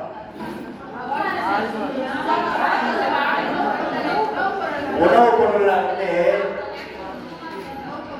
என்னென்ன பண்ணுவோம்னா, ஒன்று வந்து அஞ்சலம் போட்டோம் கலப்போம். ரைஸ் வாங்குறீங்களா? ஃப்ரைட் ரைஸ் போய் வாங்கும்போது என்ன பண்ணுறோம்? அஞ்சலம் போட்டோம் கலக்கிறோம். அதை நம்ம ரொம்ப டேஸ்டாக இருக்கணும் வாங்கிடுவோம். ஆனால் கொஞ்சம் அதிகமாக கலந்தால் என்ன ஆகும்? வயிற்று வலி தான் வரும். அப்போ அந்த ஃப்ரைட் ரைஸை பார்த்தீங்கன்னா ஏற்கனவே சமைக்க வச்சிருப்பாங்க சாதத்தை. நம்ம காலையில் சமைக்க இருந்தா நைட்டு சாப்பிடும் போதே ஒரு தண்ணி விட்ட மாதிரி இருக்கும், இதெல்லாம் பழங்களாம். இவன் எப்போ சமைக்க வச்சிருக்கான்னு சொல்ல முடியாது. வச்சு அதை காய விட்டுருவோம். அந்த சாதத்தை வந்து நமக்கு போட்டு கலந்து கொடுப்பாங்க. ஸோ அது நிறைய பேருக்கு ஒத்துக்காகும். ரைட்டுங்களா? ஃப்ரைட் ரைஸ் அவன் எண்ணெய் யூஸ் பண்ணான்னு தெரியுமா? தெரியாது. எண்ணெய் வந்து ரொம்ப முக்கியம். எண்ணெய் வந்து உணவுப் பொருட்களை வந்து ரொம்ப ரொம்ப பாதிக்கிற விஷயம் எண்ணெய் தான். நிறைய பேருக்கு என்ன பண்ணுங்க, ஏன்னா இந்த பஜ்ஜி வாங்கலாம், இந்த தெருக்கடையில் போய் வாங்கணும் இல்லையா? வாங்கும்போது என்ன பஜ்ஜி சாப்பிட்டு 10 ரூபாய்க்கு பஜ்ஜி சாப்பிட்டு 1000 ரூபாய் செலவு பண்ணிட்டு ஐயோ அம்மா உட்காந்துருப்போம். காரணம் என்னன்னா எண்ணெய் வந்து சுத்தமான எண்ணெயா இருக்கு. அது இந்த கீழே என்ன பண்ணுவாங்கன்னா, இந்த பெரிய பெரிய கடையிலாம் அந்த எண்ணெய் யூஸ் பண்ணுறாங்க இல்லையா? யூஸ் பண்ணி அந்த எண்ணெயை எடுத்து வச்சு அந்த எண்ணெயை வந்து இப்போ 250 ரூபா லிட்டர்னா அவன் என்ன பண்ணுவான்னா 150 ரூபாய்க்கு இருக்கும். அந்த எண்ணெயை வாங்கிட்டு வந்து இவங்க என்ன பண்ணுவாங்கன்னா இதை காட்டி இவங்க எல்லாம் பண்ணிட்டு அதை தூக்கி இந்த பிளாட்ஃபார்ம் இருக்கிற கடையை அவன் கொடுப்பான். அவனுக்கு லிட்டர் 70 ரூபா 60 ரூபா கொடுப்பான். அவன் அதில் பட்டியெல்லாம் போட்டு நம்ம கொடுக்கும்போது என்ன ஆகும்? மொத்தத்தில் நமக்கு பாதிப்பு வந்து வந்துடும். இன்னொரு விஷயம், இந்த தெருக்கடையெல்லாம் எடுத்தீங்கன்னா நல்லா ஓப்பனாக தான் வச்சிருப்பான். பஸ்ஸு போவோம், லாரி போவோம், எல்லாம் போவோம், அந்த தூசி போவோம், இதெல்லாம் நமக்கு தெரியாது. அப்போ அதை வாங்கி நம்ம சாப்பிடும்போது என்ன ஆகும்? மட்டையை சேர்த்து நம்ம சாப்பிடும்போது சிக்கலாக. ஸோ இது மாதிரி தெருக்கடையில பாதுகாப்பு ஈ முக்கிறது, சீட்டில் பண்ணி ஈ முக்கிட்டு இருக்கோம். அது எங்கேயா அங்கேயோ பண்ணிக்கிறோம் எல்லாம் வரும். அதெல்லாம் நம்ம சாப்பிடும்போது வியாதிகள் தொற்று நோய்லாம் நிறைய வரதுக்கான வாய்ப்புகள் இருக்கு. அதனால உணவு பொறுத்த வரைக்கும் நம்ம அதை முக்கியமாக பார்க்கணும். இன்னொரு விஷயம் என்னன்னா, இந்த கடையில பார்த்தீங்கன்னா இந்த சிக்கன் மட்டன் இதெல்லாம் போய் வாங்குறீங்க இல்லையா? மற்றவங்க சிக்கன் மட்டன்லாம் வாங்கும்போது பெரிய கடையில பார்த்தீங்கன்னா டெய்லி போய் வாங்கிட்டு வர மாட்டாங்க. மட்டன்லாம் இப்போ கையில போகணும்னு என்ன பண்ணா, முதல்ல வந்து கார்பரேஷன் ஏரியாவில் நகராட்சியில் வந்து அந்த காசை அந்த லைசன்ஸ் வாங்கிட்டு வந்து தான் குறுக்கி அதை இது பண்ணுவாங்க. இவங்க என்ன பண்ணுவாங்கன்னா கறி மட்டன்லாம் வாங்கிட்டு வந்து ஃப்ரீஜர் அடிக்க வச்சுருவாங்க. சிக்கனெல்லாம் பார்த்தீங்கன்னா 50 கிலோ 60 கிலோ வாங்கிட்டு வந்து மொத்தமாக போடுவாங்க. போட்டு 10 நாளைக்கு அந்த சிக்கனை தான் நமக்கு என்ன கேட்கணுமோ கிடைக்க தருவாங்க. ரைட்டா? அப்போ ஒரு சிக்கனை வந்து ஒரு 4 நாள் வச்சு அதை எடுத்து நமக்கு சமைச்சு கொடுத்தாலே என்ன ஆகும்? நிறைய பேருக்கு வயிற்று வலி அது இது பிரச்சனைகள் வரும். ஸோ அது நமக்கு முக்கியம். இன்னொரு விஷயம் என்னன்னா, இந்த நம்ம இந்த அழகா பார்த்து கவுண்டியாக இருக்கிறதுனால என்ன பண்ணுவாங்கன்னா அந்த டேஸ்ட் இதெல்லாம் அந்த ஹோட்டல் நிறைய இது பண்ணி சிக்கன் 60 எல்லாம் சாப்பிட்டா இருந்தால் நமக்கு பிடிக்கும். கலர் பவுடர் இல்லை குழந்தைங்க கலர் பவுடர் மாதிரி அவன் கேசரி பவுடர் மட்டும் இல்லாமல் நிறைய பவுடர் அது கெமிக்கல் பவுடர் நிறையா இருக்கு. அதெல்லாம் வந்து கலந்து கொடுக்கும்போது உங்களுக்கு டேஸ்ட் நிறையா இருக்கும், பார்த்துட்டு சாஃப்டாக இருக்கும். ரெண்டாவது இன்னொன்று என்னன்னா, இந்த 4 நாள் வச்சு வந்து இந்த சிக்கன் எடுத்து பாருங்க, அதெல்லாம் மிக்ஸ் பண்ணி கொடுங்க, அது சாஃப்டாக இருக்கும் சிக்கன். இப்போ நீங்கள் என்ன பண்ணுவீங்கன்னா சிக்கனை தொட்டாலும் சாஃப்டாக இருக்கா, அப்போ ஃப்ரெஷ்ஷாக இருக்கிறது சாப்பிடும். ஸோ இதெல்லாம் கலந்து வைக்கும் போது என்ன பண்ணுவோம்னா நம்ம அதை பற்றி வாங்குவோம். வீட்டில் வந்து ஈஸியாக சமைக்கிறது விட்டுருவோம். வாங்கும்போது நமக்கு நிறைய பாதிப்பு வரும். நமக்கு பெரியவர்கள் வர்றதுக்குள்ள சின்ன குழந்தைகளாம் சாப்பிடும்போது சீக்கிரமா பிரச்சனைகள் வரும். ஸோ அதனால வந்து வெளியில ஹோட்டலில் வாங்கும் போதெல்லாம் ரொம்ப ஜாக்கிரதையாக பார்த்து வாங்கணும். நாங்கள் நிறைய ஹோட்டலில் ஆய்வெல்லாம் பண்ணும் போது பார்த்தீங்கன்னா அந்த அனுப்பாமலை போனோம்னா அப்படி போனோட சாப்பிட முடியாது. அந்த அளவுக்கு அவங்க பண்ணுவாங்க. அவ்வளோ மோசமாக இருக்கும். இப்போ அதெல்லாம் நாங்கள் வந்து கேஸை போட்டு அவங்கள ஃபைனாக போட்டு எடுத்துருக்கோம். ரெண்டாவது வந்து இப்போ என்னன்னா சப்ளை பண்ணுறவங்க கிளாஸ் போட்டு தான் செய்யணும். நம்ம ஊரில் யாராவது போடுறாங்களா? அங்கே போய் இப்படிமா இப்படிமா என்னன்னு எடுத்து அப்படியே அள்ளி போடுவாங்க இல்லையா? அதையே நம்ம ருசியாக எடுத்து சாப்பிடுறோம் இல்லையா? அதனால இப்போ எந்த ஹோட்டலுக்கு போனாலும் அவங்க வந்து பாதுகாப்புக்கு கிளவுஸ் போடுறாங்கன்னு பார்க்கணும். போடலாம் ஏன் போடணும் நம்ம வந்து கம்ப்ளைண்ட் பண்ணலாம். கிளவுஸ் போடணும் சில சிஸ்டம் இருக்கு. அந்த ட்ரெஸ்ஸில் இருந்து ட்ரெஸ் போடுறதுனா என்ன இங்கே கிராமத்தில் பார்க்க முடியாது. பட் கையில் வந்து கிளவுஸ் ரொம்ப முக்கியம். ஏன்னா கையால் இருந்தால் கரண்ட்லேயே அவங்க அந்த இது போடுறது கவர்மெண்ட் இருப்பாங்க. இப்போல்லாம் அதெல்லாம் நிறைய பண்ணதில்லை. முன்னையாவது பரவாயில்ல கரண்ட் எடுத்து போடுறாங்க. அதனால கையால் தான் ரெடி பண்ணுவாங்க இல்லையா? இப்போ கொஞ்சம் மாறி இப்போ இந்த மாதிரி விஷயங்கள்லாம் வந்து நீங்கள் அங்கே இருக்கும்போது உடனடியாக வந்து நீங்கள் கேட்கலாம். கேட்கும்போது அவன் வேலை போவாங்க. நீங்கள் ஒன்றும் பண்ண முடியாது. இதுக்கெல்லாம் இப்போ ஆப்பு நிறையா வந்துருச்சு. நீங்கள் அந்த கடையாக பார்த்தீங்களா ஃபுட்டு சரியில்லையா இல்லை பழச போடுறாங்க. அந்த பிரியாணியெல்லாம் பார்த்தீங்கன்னா காலைல கிஞ்சல் வந்து சாயங்காலம் கொடுப்பான் சூடு வச்சு. காலைல நேற்று போட்ட புரோட்டா என்ன பண்ணுவான்? முட்டை புரோட்டா வாங்க முடியா? அவளை என்ன பண்ணுவாங்க தெரியுங்களா? புரோட்டா பிக்கிற போட்டு புரோட்டாலாம் என்ன பண்ணா பிக்கி போட்டு தூளாக்கி ஒரு டின்னர் போட்டு வச்சிருப்பான். நீங்கள் முட்டை புரோட்டா அதை வந்து அள்ளி போட்டு அடிச்சு கொடுப்போம். அது 3 நாள் முன்னாடி போட்ட புரோட்டாவெல்லாம் இருக்கும். பிக்கிற புரோட்டா பூனா பிக்கி போட்டு வச்சிருவாங்க. ஏன்னா இப்போதான் கொஞ்சம் புரோட்டா கொத்து புரோட்டா போட்டு அதான் கொத்துவாங்க. அதனால அதெல்லாம் நீங்கள் வந்து என்ன பண்ணாலும் பார்க்கணும். அதுக்கு புகார் கொடுக்கணும்னா ஒன்றும் இல்லை. அது சரியில்லைன்னா உடனே ஒரு போட்டோ இருக்கு, கடை போட்டோ இருக்கு, ஏன்னா இல்லை கடை பேர் இருக்கு, அதுக்கு வாட்ஸ்அப் நம்பர் இருக்கு. அதுக்கு அப்படியே வாட்ஸ்அப் பண்ணிவிடுங்க. அது வாட்ஸ்அப் பண்ணிங்கன்னா அந்த புகார் வந்து சென்னையில் கமிஷனர் ஆஃபீஸுக்கு போகும். அங்கேருந்து இங்கே வந்து ஒவ்வொரு தலைவருக்கும் ஒரு ஃபுட் சேஃப்டி ஆஃபீஸர் இருப்பாங்க. உணவு பாதுகாப்பு அதிகாரி ஒவ்வொரு தலைவராக இருப்பாங்க. அவங்க வந்து மட்டும் அந்த கடையை வந்து ஆய்வு பண்ணி அப்புறம் மையெல்லாம் பயனெல்லாம் போட்டு பண்ணணும். ஸோ அதனால உணவு வந்து ரொம்ப முடிஞ்ச வரைக்கும் கடையில் வாங்காம இப்போதான் யூடியூப்லாம் இருக்கு. தட்டிங்கன்னா என்ன கேட்குறீங்களோ அது எல்லா வேலையும் தெரியணும் இல்லையா? நமக்கு எல்லாத்துலேயும் தெரியாது. பக்குவம் மட்டும்தான் தெரியாது. எதுக்கு எவ்வளோ போடணும், என்ன பண்ணணும், எதுக்கு போடணும்னு தான் தெரியாது. அதெல்லாம் போட்டீங்கன்னா நீங்கள் அவங்க மேலே திருப்பி பண்ணுவீங்க. ஆனால் கொஞ்சம் சோம்பேறித்தனம் நமக்கு. அவன் கடையில் போய் காசு கொடுத்து வாங்குறதுன்னா ஆர்டர் சத்தமா ஸ்வீயாக டக்கு ஆர்டர் அம்மா ஒன்று கொடுத்துட்டு போயிடலாம், காசு கொடுத்துடணும். அப்போ நம்ம சோம்பேறித்தனத்தால என்ன பண்ணுறோம்? கெட்டு போன பொருளை செய்கிறது, அசுத்தமான பொருளை, சுவாதம் இல்லாத தரமற்ற பொருள்களை செய்கிறதெல்லாம் என்ன பண்ணுவோம்? வாங்கி சாப்பிட்டு உடனடியாக மெடிக்கலுக்கு ஹாஸ்பிட்டலுக்கு போய் செலவு பண்ணி வந்துடுவோம். இதுதான் செலவு பண்ணுறது பிரச்சனை இல்லை. சரி பண்ணுறோம் பண்ணணும். ஆனால் அது கஷ்டப்படுறோம் இல்லையா? எவ்வளோ குடிக்கிறோம் எவ்வளோ. அப்போ அதெல்லாம் சிந்திச்சு நீங்கள் ஆரோக்கியமாக இருக்கிறது பாருங்க. உணவுப் பொருளை வந்து எந்த மாதிரி பிரச்சனை இருந்தாலும் நீங்கள் அது இமீடியட்டாக வந்து அது பாதுகாப்பு பண்ணலாம். இப்போ வேற இலைத்தராசு இருக்கு இல்லையா? இலைக்கல் தராசுலாம் இல்லை இலை போடுறது கரெக்டாக போடுறாங்களா? நிறைய பேர் என்ன பண்ணுவாங்கன்னா இலை அப்படியே போடுவாங்க. போட்டு டக்குனு போடுவாங்க. இந்த சாகு காலத்துல ரேஷன் கடையெல்லாம் பார்த்தீங்கன்னா முன்னாடி பண்ணிட்டு இருந்தாங்க.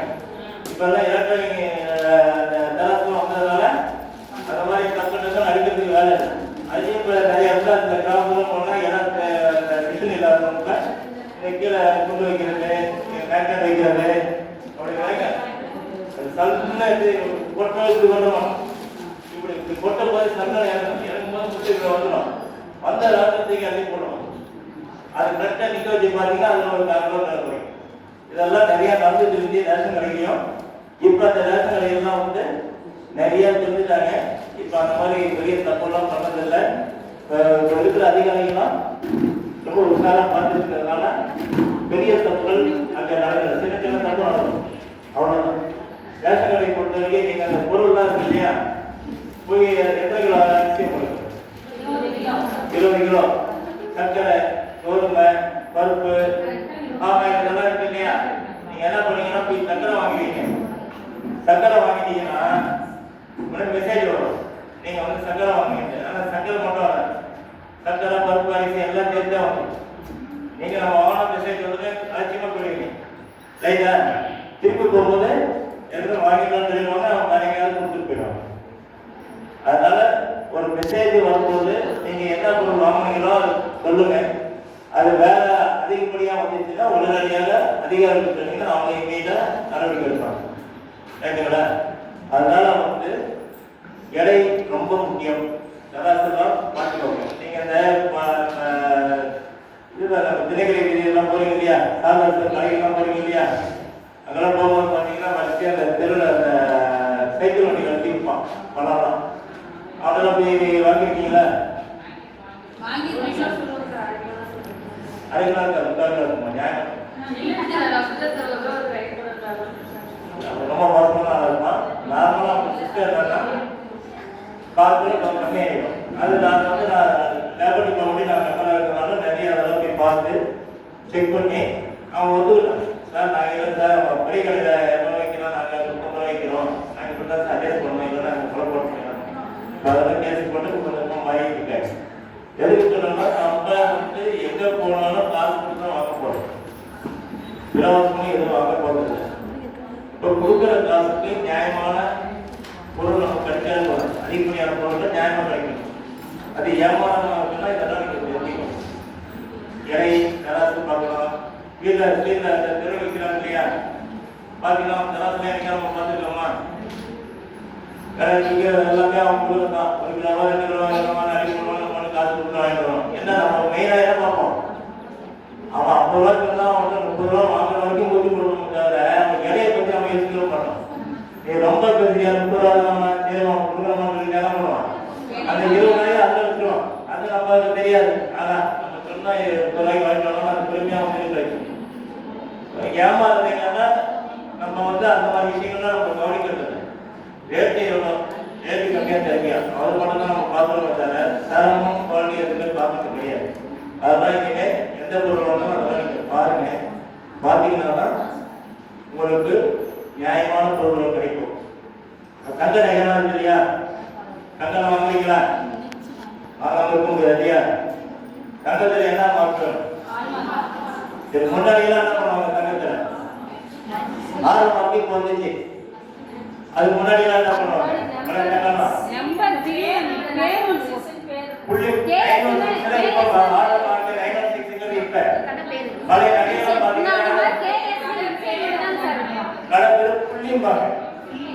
இத்தனை புள்ளி இருக்கு அந்த புள்ளி இருக்குவாங்களே, வயசானவங்க தான் தெரியும். புள்ளிம்பாங்க. புள்ளினா என்ன அர்த்தம்னா அதில் வந்து நாங்கள் வந்து தங்கங்களோ கிராமம் வந்து செம்பு கலக்கிறோம் கணக்கு. ஏன்னா தங்கத்தை வந்து தனியாக வந்து டிசைன் பண்ணவே முடியாது. தங்கத்தில் வந்து செம்பு கலந்தாதான் அந்த தங்கம் உருவாகும். அப்போ ஒரு பவுன் தங்கத்தில் வந்து 8 கிராம் ஒரு பவுன் நகை செய்யணும்னா அதில் 7 கிராம் தங்கமும் 1 கிராம் செம்பும் சேர்ந்தால்தான் 8 கிராம் தங்கம் செய்ய முடியும். ரைட்டுங்களா? இதான் சந்தேகம் என்ன கேட்கலாம். அப்ப ஒரு பவுனுக்கு வந்து 1 கிராம் செம்பு கலந்தாங்க. அப்ப நீங்க 5 பவுன் வந்து 5 கிராம் செம்பு கலப்பாங்க. கலந்தானே எனக்கு 5 பவுனுக்கும் 40 கிராம் 40 கிராமுக்கும் இன்னைக்கு 8000 ரூபாய். 40 கிராமுக்கும் 8000 ரூபாய் கணக்கில் கிட்ட போடுவோம் இல்லையா? ஆனா அதுல 5 கிராம் செம்பு கலந்ததுக்கு பில்லு என்ன பண்ணுவான்? 1 கிராம் செம்பு வந்து 25 ரூபாயிலிருந்து 50 ரூபாய்க்குள்ள தான் இருக்கும். அதே அதிகம். அப்ப 5 கிராம் செம்பு கலந்து ஒரு 5 பவுன் நகையை பண்ணான்னா 5×40 5 கிராம் 40,000 ரூபாய் எக்ஸ்ட்ரா போட்டுருவோம். 25 கிராமுக்கு 8,000 ரூபாய். 1 கிராம் 8,000 ரூபாய் பில்லு போடுறோம் தங்கத்துக்கு. செம்பையும் சேர்த்து தான் போடுறோம். இல்லை 7 கிராம் தங்கம் 1 கிராம் செம்பு எங்கே போடுறோம்னா போடுறதில்ல. அப்ப நம்ம ஏமாந்தது எவ்வளோ? கணக்கு தெரிஞ்சா ஏமாந்துருக்கு. ரைட்டுங்களா? இல்லை நான் தங்கத்தை தான் இருக்கேன், அது அடுத்தது வரல. தங்கத்தை மிக்ஸ் பண்ணுறதுல தான் இருக்கும். முடிச்சுட்டு நகையை வரும்போது என்ன பண்ணுவோம், சைக்கிளிங் போடுவோம், கூலி அது தேயிலை பொறுத்த வரைக்கும் போடுவோம். டைம் தேயிலாம் ஒன்றா டிசைன்லாம் ஒன்றா ரேட்டு போடுவாங்க. சேதாரம்னு ஒன்று போடுறாங்க இல்லையா? சேதாரம் எவ்வளோ போடுறோம்? சேதாரம் என்ன? நம்ம ஒரு தங்கம் இதை தயார் பண்ணும் போது ஆகுறது சேதாரம். இப்ப தங்கம் 8000 ரூபாய் கிராம் விற்குது. சேதாரத்துக்கு குப்பையில போட போறோம். அதை வட்டி பண்ணிட்டு அந்த சேதாரத்தெல்லாம் அப்படி சேர்த்து வைப்பாங்க. சேர்த்து வச்சு என்ன பண்ணுவாங்க, அதை குறிக்கி அதை தங்கமாக்கி விட்டுருவாங்க. ஸோ சேதாரம் வீணா போறது கிடையாது. வீணா போச்சுன்னா அது சேதாரம். இதை பண்ணும்போது அது சில உணவுகள் சேர்த்து ஒன்று சேர்த்து வச்சு அது ஒரு கிராமம் போட்டு ஒரு நகையை பண்ணிடுறாங்க. அப்ப சேதாரத்துக்கு வேலையே இல்லை இல்லையா? வேலை இருக்கா? கடைசி பெஞ்சில் ஏன்னா நாங்கள் கடைசி பெஞ்சில் தான் நாங்கள் போய் ஸ்கூல்ல உட்காருவோம். கடைசி பெஞ்சு அடிக்கடி கேட்பாங்க, இருக்கா? சேதாரம் கிடையாது. ஆனா சேதாரத்துக்கு நமக்கு என்ன பண்ணுவாங்க, பில்லு போட்டுருந்தோம். அப்ப நம்ம அதையும் கட்டிட்டு வரோம். அது ஜிஎஸ்டி வரி இதெல்லாம் தனியா. ரைட்டுங்களா? அப்ப நம்ம ஒரு நகையில எவ்வளவு என்ன ஏமாறோம், பவுன்ல ஏமாறோம், கிராம்ல சேதாரத்துல ஏமாறோம். ரெண்டு ஏமாறோமா? நீங்க 1 லட்சம் ரூபாய் நகை வாங்கினா 20,000 ரூபாய் 30,000 ரூபாய் நம்ம தேவையில்லாம கொடுக்க வேண்டியது. அப்ப இப்படி வாங்குறது கண்டு தெரிஞ்சு நம்ம ஏமாந்துட்டு இருக்கோம். அப்ப நம்ம கேட்கிற மாதிரி இல்ல, வேற வழி இல்லையா? நீங்க போன உடனே என்ன கழுத்துல எத்தனை பவுன் போட்டுக்கணும் கேட்கறாங்க. அப்போ நம்ம அந்த கௌரவத்துக்கு அது போட்டுதான் ஆகணும். ஏன்னா இப்ப போன உடனே இந்த கௌரவங்களாம் இந்த பவுன் கூட அழகா இருந்துச்சு. ஆனா இன்னைக்கு பவுன் கூட தங்கத்தை கூட அதுதான் கட்டு. ஏன்னா அந்த தங்கத்தை சொல்லிட்டு ஆடி அறுத்து போயிருக்காங்க, சேஃப்டியே இல்லை.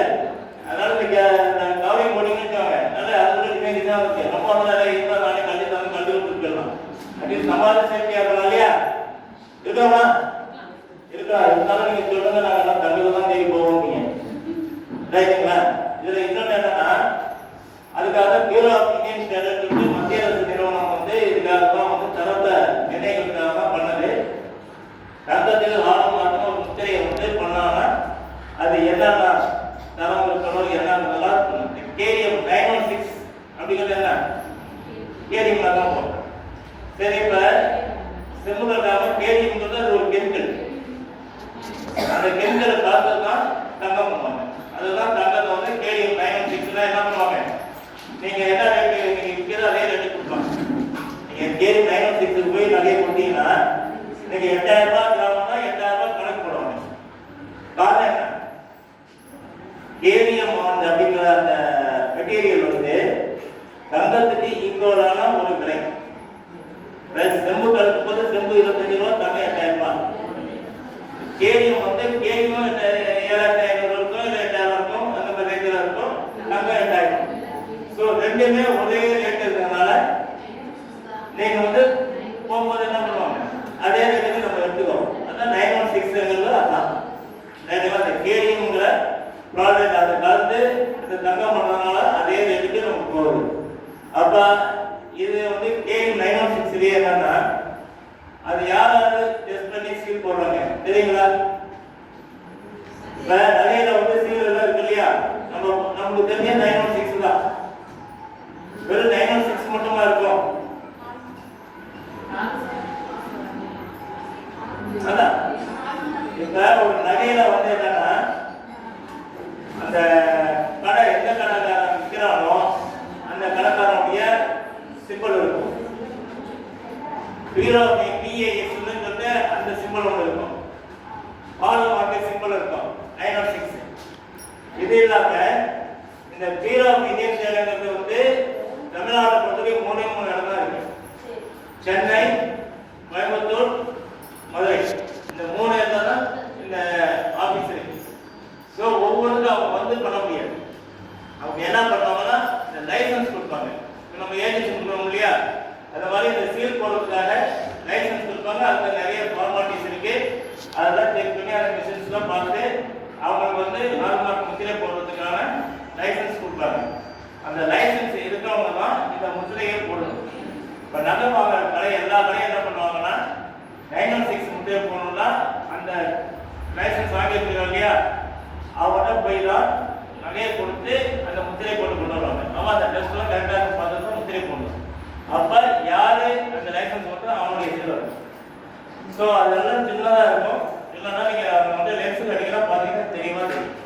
ஸோ இதெல்லாம் இருக்கான்னு நீங்கள் பார்த்துட்டு நீங்கள் பண்ணீங்கன்னா நிச்சயமாக அது ஒரு தரமான நகையாகவும் இருக்கும், நியாயமான விலையாகவும் இருக்கும். அதனால கேளுங்க. நீங்க போய் சேதம் வந்து நகை வாங்கும்போது கேளுங்க, ஏன் சேதம் இருக்குன்னா எங்க அந்த சேதம் இருக்குது இப்படியா இருக்குன்னு கேளுங்க. வேற ஒரு பவுன் வாங்கினீங்கன்னா சேதம் ரொம்ப கம்மியா இருக்கும். நீங்க ஒரு 5 பவுன் 10 பவுன் சேதம் நிறைய போடலாம். சேதம் பொருளெல்லாம் தங்கத்துக்கு சேதம் தங்கத்துக்கு போகலான்னு கேளுங்க. இந்த மாதிரி ஒரு அம்மா இங்க கேட்டு பெரிய பிரச்சனையே கொடுத்துருக்காங்க நம்ம திருச்சிலேயே. அது கேட்டது யார் தெரியுமா? நம்மளாம் யாரும் கேட்க மாட்டோம். ஒரு ஃபாரின் லேடி வாங்கும்போது அது கேள்வி கேட்டு அவங்க வம்பொடுத்து சேதாரத்தை இது பண்ணி வாங்கிருக்கு. அப்ப கொடுக்கறதுக்கு அவங்க தயார், வாங்கறதுக்கு நம்ம தயாரில்லை, கேட்கறதுக்கே தயாரா இல்லை. நம்ம முன்னே வைக்கலாம் பண்ண போற இதெல்லாம் கம்மி பண்ணிக்கூடாது. இதைதான் கேட்பாங்க. நியாயமா கேட்டு கேட்போமா? கேட்க மாட்டோம். இதுல இன்னொன்று என்னன்னா, இந்த ஹார்மோன் இந்த சீரெல்லாம் போடுறாங்க இல்லையா, 916 எல்லாம் போடுறாங்க இல்லையா, இதுலயே என்னாச்சுன்னா நிறைய போலியும் வந்துருச்சு. என்னன்னா இந்த லைசன்ஸ் போட்டு இருக்காங்க இல்லையா, ஹார்மோன் சீல் போடுறவங்க, அவங்க எல்லாம் வந்து இந்த லைசன்ஸ் இல்லாத சில கம்பெனிலாம் என்ன பண்ணுவாங்கன்னா, அவங்க இந்த நகையை வாங்கி அவங்க சீலை போட்டு கொடுத்துருவாங்க. கொடுக்கும்போது வந்து அந்த 916 கரெக்டாக இருக்காங்கன்னு தெரியாது.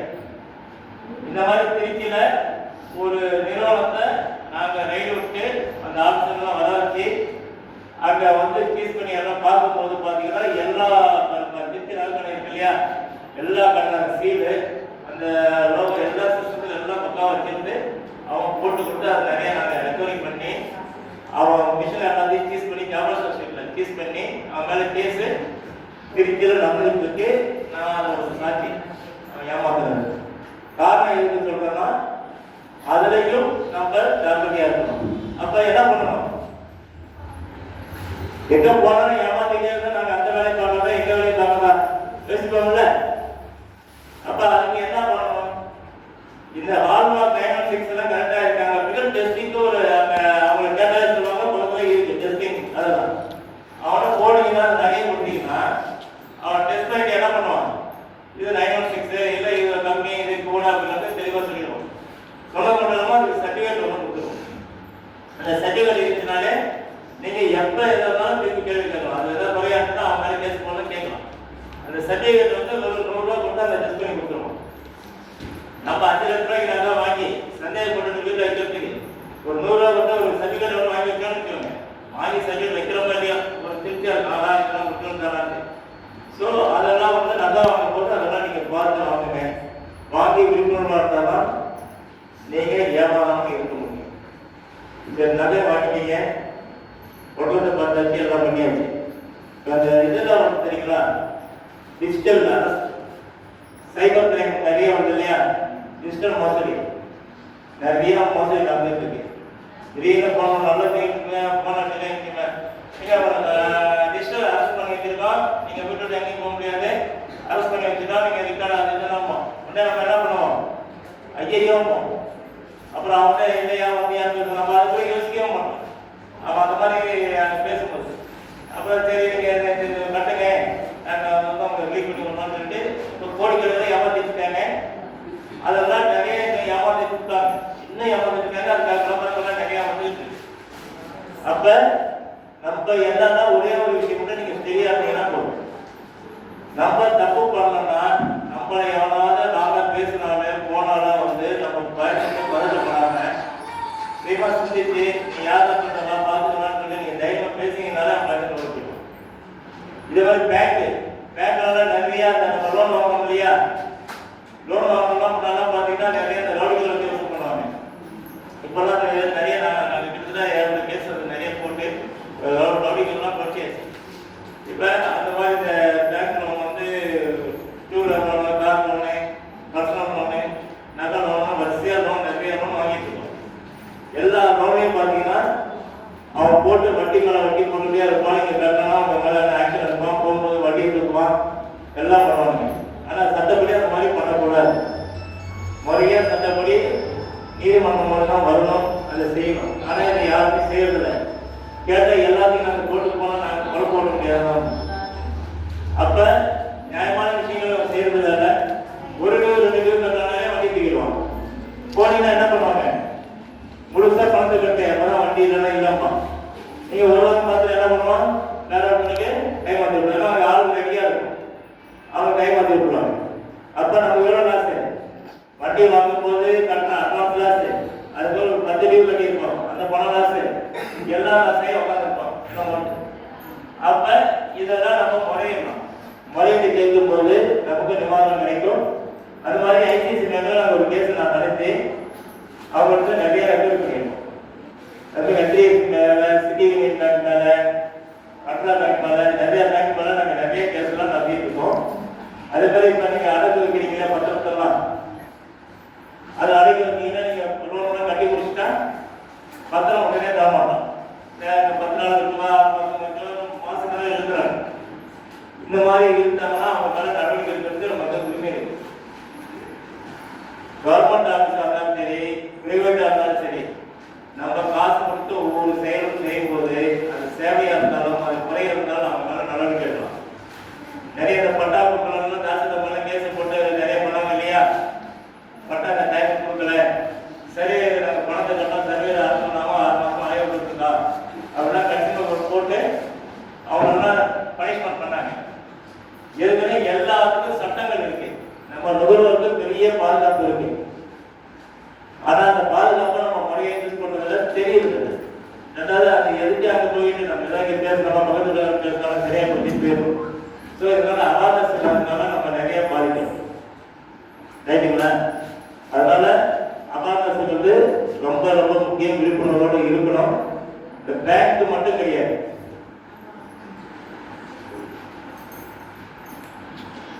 வேற என்ன உங்களுக்கு காலைல வேற என்ன விளம்பரத்தை பத்தி பேசினாங்க. விளம்பரங்கள் வந்து நம்ம தெளிவா இருக்கீங்களா? விளம்பரங்கள் வந்து எதுக்காக கொடுக்குறாங்கன்னா, அவன் உற்பத்தி செய்யற பொருள், வியாபாரம் செய்யற பொருள் ஈஸியா மக்கள் மத்தியில போய் அது பேர் எடுத்து அந்த பொருளை வாங்கி அந்த பொருள்கள் அதிக விற்பனை அதிகரிக்கிற ஒரே விஷயம் தான் லாபம் பார்க்கணும். இதுக்காக தான் விளம்பரங்கள். இது நியாயமா பண்ற விஷயம். ஆனா விளம்பரங்கள் என்ன பண்றான், நம்ம ஏமாற்றத்துக்காக பெரிய பெரிய நடிகர்கள்லாம் வச்சு விளம்பரங்கள் கொடுத்து நம்ம ஏமாத்துறாங்க. வேற நார்மலா கார்பரேட் கம்பெனிலாம் வச்சீங்கன்னா இந்த விளம்பரம் கொடுக்கறதுக்கே பல லட்சம் செலவு பண்ணும். விளம்பரத்துல என்ன பேசணும் அதுக்கு ஒரு பெரிய கம்பெனி நிறுவனமா இருக்கு, அதுக்கு ஒரு தனியா அமௌண்ட் இருக்கு. அவன் அதெல்லாம் ரெடி பண்ணிக்கிட்டு அது எந்த நடிகரை வச்சு நம்ம நடிக்கிறோமோ அந்த நடிகருக்கு ஒரு பெரிய அமௌண்ட் இப்படி எல்லாம் கொடுத்துதான் நம்மள என்ன பண்ணுவான், நம்ம அடி மனசு ஆசை அப்படியே தூண்டி இந்த பொருள் வாங்கி அவங்க மாதிரி கொண்டு வந்து அதை போய் கடன் வாங்கியாலும் போய் வாங்கிடுவோம். இதுதான் வந்து விளம்பரத்துடைய யுக்தி. அதுல என்னன்னா வாங்கும்போது அவன் சொல்ற விளம்பரத்தில் சொல்ற விஷயத்துல பாதி கூட அது தவறு இருக்காது. ஆனா அவன் சொல்றதை பார்த்தீங்கன்னா அப்படியே உலகத்திலே அதை பெரிய பொருள் மாதிரி பேசுவான். இதெல்லாம் 2019 முன்னாடி இதுக்காக பெரிய நடவடிக்கையோ பெரிய இதை நம்ம செய்ய முடியாது. 2019 பிறகு விளம்பரங்கள் பொய்யான விளம்பரமாக இருந்தால் என்ன பண்ணலாம், அவங்க மீது வழக்கு போடலாம். யாராவது மீது வழக்கு போடலாம், உற்பத்தியாளர் மீது, விற்பனையாளர் மீது, அது நடிச்சான நடிகர் அவன் மீது எல்லார் மேலேயும் நம்ம கேஸ போடலாம். இப்படி கேஸ் நுகர்வோர்கள் போடும்போது என்ன ஆகும்னா 2 வருஷம் வரைக்கும் தண்டனை கொடுக்கறதுக்கு இப்ப கவர்மெண்ட் சிறை தண்டனை 10 லட்சம் வரைக்கும் அபராதம் விதிக்கிறதுக்கு அதுல வந்து சட்டத்துல இடம். திருப்பி பண்ணும்போது என்னன்னா 5 வருஷம் வரைக்கும் சிறை தண்டனை கொடுக்கறதுக்கு 50 லட்சம் வரைக்கும் அபராதம் விதிக்கிறதுக்கு இன்னைக்கு அந்த இதுல சட்டப்பட்டிருக்காங்க 2019 பிறகு. இப்ப என்ன பண்ணுவாங்க, நடிகர் சொன்னா ஐயோ போயிடுவான். ஏன்னா இவங்க நடிகர்கள்லாம் நடிக்கிறாங்கன்னா அவன் பேசுறதுக்கு கூட அவன் தயாராகலாம். அந்த ப்ராடக்ட் பத்தி அவங்க எந்த நாளைக்குமே இருக்காது. காசு கொடுக்குறா நடிக்கிறோம் பேசணும் முடிய போச்சு. இப்பெல்லாம் அது தகுதி இருக்கா பார்த்து நடிக்கணும், இல்லைன்னா கேஸ்ல மாட்டிக்காம. இப்போ இன்னைக்கு கூட ஒரு கேஸ் ஒன்று பார்த்தா, ஒரு தியேட்டர்ல போய் சினிமா பார்க்க போயிருக்காங்க. தியேட்டர்ல போனா என்ன பண்ணுவோம், கொஞ்ச நேரம் விளம்பரம் பண்ணுவான். இவன் டிக்கெட்டு, சினிமா டிக்கெட்டு காசு கொடுத்து வாங்கி தியேட்டர் போய் உட்காந்துருக்கான். விளம்பரங்கள் ஒரு 10 நிமிஷம் போடலாம்னா அவன் 25 நிமிஷம் விளம்பரம் போட்டுருக்கான். இவன் என்ன பண்ணிட்டேன், கேஸ் போட்டான். 25 நிமிஷம் விளம்பரம் போட்டு என் டைம் வேஸ்ட் ஆயிடுச்சு, காசு வந்து நான் பணம் பார்க்க வந்தேன், 25 நிமிஷம் விளம்பரம் போட்டேன், அதான் நஷ்டம் சொல்லிட்டு கேஸை போட்டு கேஸ்ல ஜட்ஜ்மெண்ட் ஆனாங்க. 28,000 நஷ்டம் கொடுக்க சொல்லி அந்த தேட்டருக்கு உத்தரவு போட்டு பணம் வாங்கிருக்கோம். புரியுங்களா? விளம்பரத்துல நம்ம எல்லாம் என்ன பண்ணுவாங்க, அதனால சேர்த்து போடுறது வேற வழியில பார்ப்போம். அவன் எல்லாம் ரெக்கார்ட் பண்ணி கேஸை போட்டு 28,000 நஷ்டம் வாங்கிட்டோம். ஸோ எதா இருந்தாலும் நுகர்வோருக்கு பெரிய அறம் பாதுகாப்பு இருக்கு. இதுல என்னன்னா CCPA ஒரு அமைப்பு இருக்கு. CCPA central consumer production authority. CCPA இந்த அமைப்பு வந்து என்னன்னா டெல்லியில இருக்கு. இது ஒரு கமிட்டி, அதுல வந்து சேர்மன் அந்த குழுவில் இருப்பாங்க, மெம்பர்ஸ் இருப்பாங்க. இவங்க என்ன பண்ணுவாங்கன்னா, இந்த விலையேற்றம்லாம் இருக்கு இல்லையா, விலைவாசி ஏறுறது, சட்ட திருத்தங்கள் கொண்டாடுறது, இந்த மாதிரி நுகர்வோருக்கு எந்தெந்த லெவலில் பாதுகாப்பு வேணும், எந்தெந்த லெவலில் பாதுகாப்பு கம்மியா இருக்கு, அவங்க பாதுகாப்பு எப்படி நம்ம டெவலப் பண்ணணும், இதெல்லாம் அனலைஸ் பண்றது. இது எல்லாம் அவங்க தான் ரிப்போர்ட் ரெடி பண்ணி அந்த ரிப்போர்ட்டை வந்து சென்ட்ரல்ல கொடுத்து அது நமக்கு சட்டமா வரும். ஸோ கன்சியூமர் பொறுத்த வரைக்கும் மிகப்பெரிய அதிகாரம் உள்ள அமைப்பு CCPA. ரைட்டுங்களா? ஒன்று. ரெண்டாவது வந்து முன்னாடிலாம் பார்த்தீங்கன்னா கன்சியூமர் கோர்ட்ல கேஸ் போட்ட கேஸ் ஒன்று தள்ளுபடி தீர்க்கிறோம். ஆனால் இப்போ 2019 பிறகு சமரசம் அப்படிங்கிற ஒரு விஷயம் உண்டு.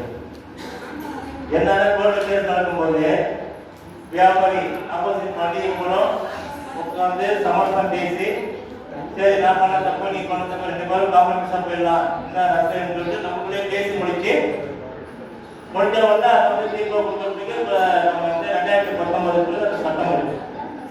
நம்ம நுகர்வோரை பாதுகாக்கிறதுக்காக 107 செக்ஷன் இருக்கு. 107 நுகர்வோர் பாதுகாப்பு சட்டங்கள் செக்ஷன் இருக்கு.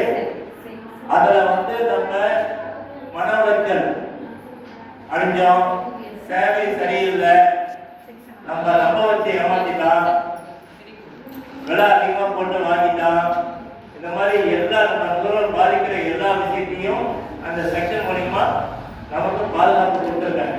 அதனால எந்த ஒரு விஷயத்தையும் நம்ம ஏமாந்துட்டோம், நம்ம ஆள் இல்லையே அப்படின்னா நம்ம யோசிக்க வேண்டியதில்லை. நுகர்வோர் பாதுகாப்பு சட்டம் இன்னைக்கு உற்பத்தியாளர்களையும் சரி, தவறான உற்பத்தியாளர்களையும் சரி, வியாபாரிகளையும் சரி பயமுறுத்தி வச்சிருக்கு. அதனால நம்ம விழிப்புணர்வு இருந்தால் மட்டும்தான் நம்ம வந்து பாதுகாப்பா இருக்க முடியும். நம்ம மாட்டிக்கிட்டோம்னா தப்பிக்கிறதுக்கே சட்டம் இருக்கு. நம்ம ஏன் போய் மாட்டோம், மாட்டுறதுக்கு முன்னாடியே விழிப்புணர்வா இருக்கலாம். அதுக்காக தான் இந்த பயிற்சி எல்லாமே நம்ம கொடுத்துருக்கோம். அதே மாதிரி இன்னைக்கு பெரிய பெரிய நிறுவனங்கள் இருக்கு இல்லையா, போட்டி டைம் இருக்கா, டைம் நிறைய இருக்கு.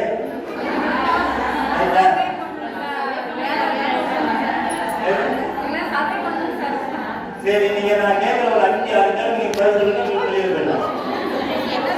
நீங்க காலையில கேட்குறீங்க இல்லையா, யாரு வெளியே போனீங்களோ அவங்க இங்க முன்னாடி வாங்க. காலையில என்ன கேட்டீங்க, நான் கேள்வி கேட்கிறேன். ஒரு 5-6 கேள்விக்கு நீங்க கரெக்டா சொல்லிட்டீங்கன்னா நீங்க கேட்கலாம். சரியா? 1/2 மணி நேரம் தான் வீட்டுக்கு போகிறதுனால இன்னைக்கு கேள்வி கேட்டு கொடுக்கலாமா? இப்ப நம்ம கடைக்கெல்லாம் போறோம், போத்தீஸ் போறோம், மங்களம் போறோம், கன்னியாகுமரி போறோம், நிறைய போறோம். போனவங்க என்ன பண்றாங்க, கடைக்கிட்ட போய் நிற்கும் போது மன வாசனை அந்த இடத்துல நம்ம நிற்கிறதுலாம் போவோம். அங்க வந்து ஜில்லு ஜில்லுன்னு காத்து அப்படியே ஜில்லுன்னு இருக்கும். பேர் என்ன பண்ணாங்க, நிறைய பண்ணிருங்க. ரொம்ப வெயிலா இருக்குன்னா அந்த மாதிரி எல்லாம் வாசல் கொஞ்சம் வாங்கிட்டு அப்படி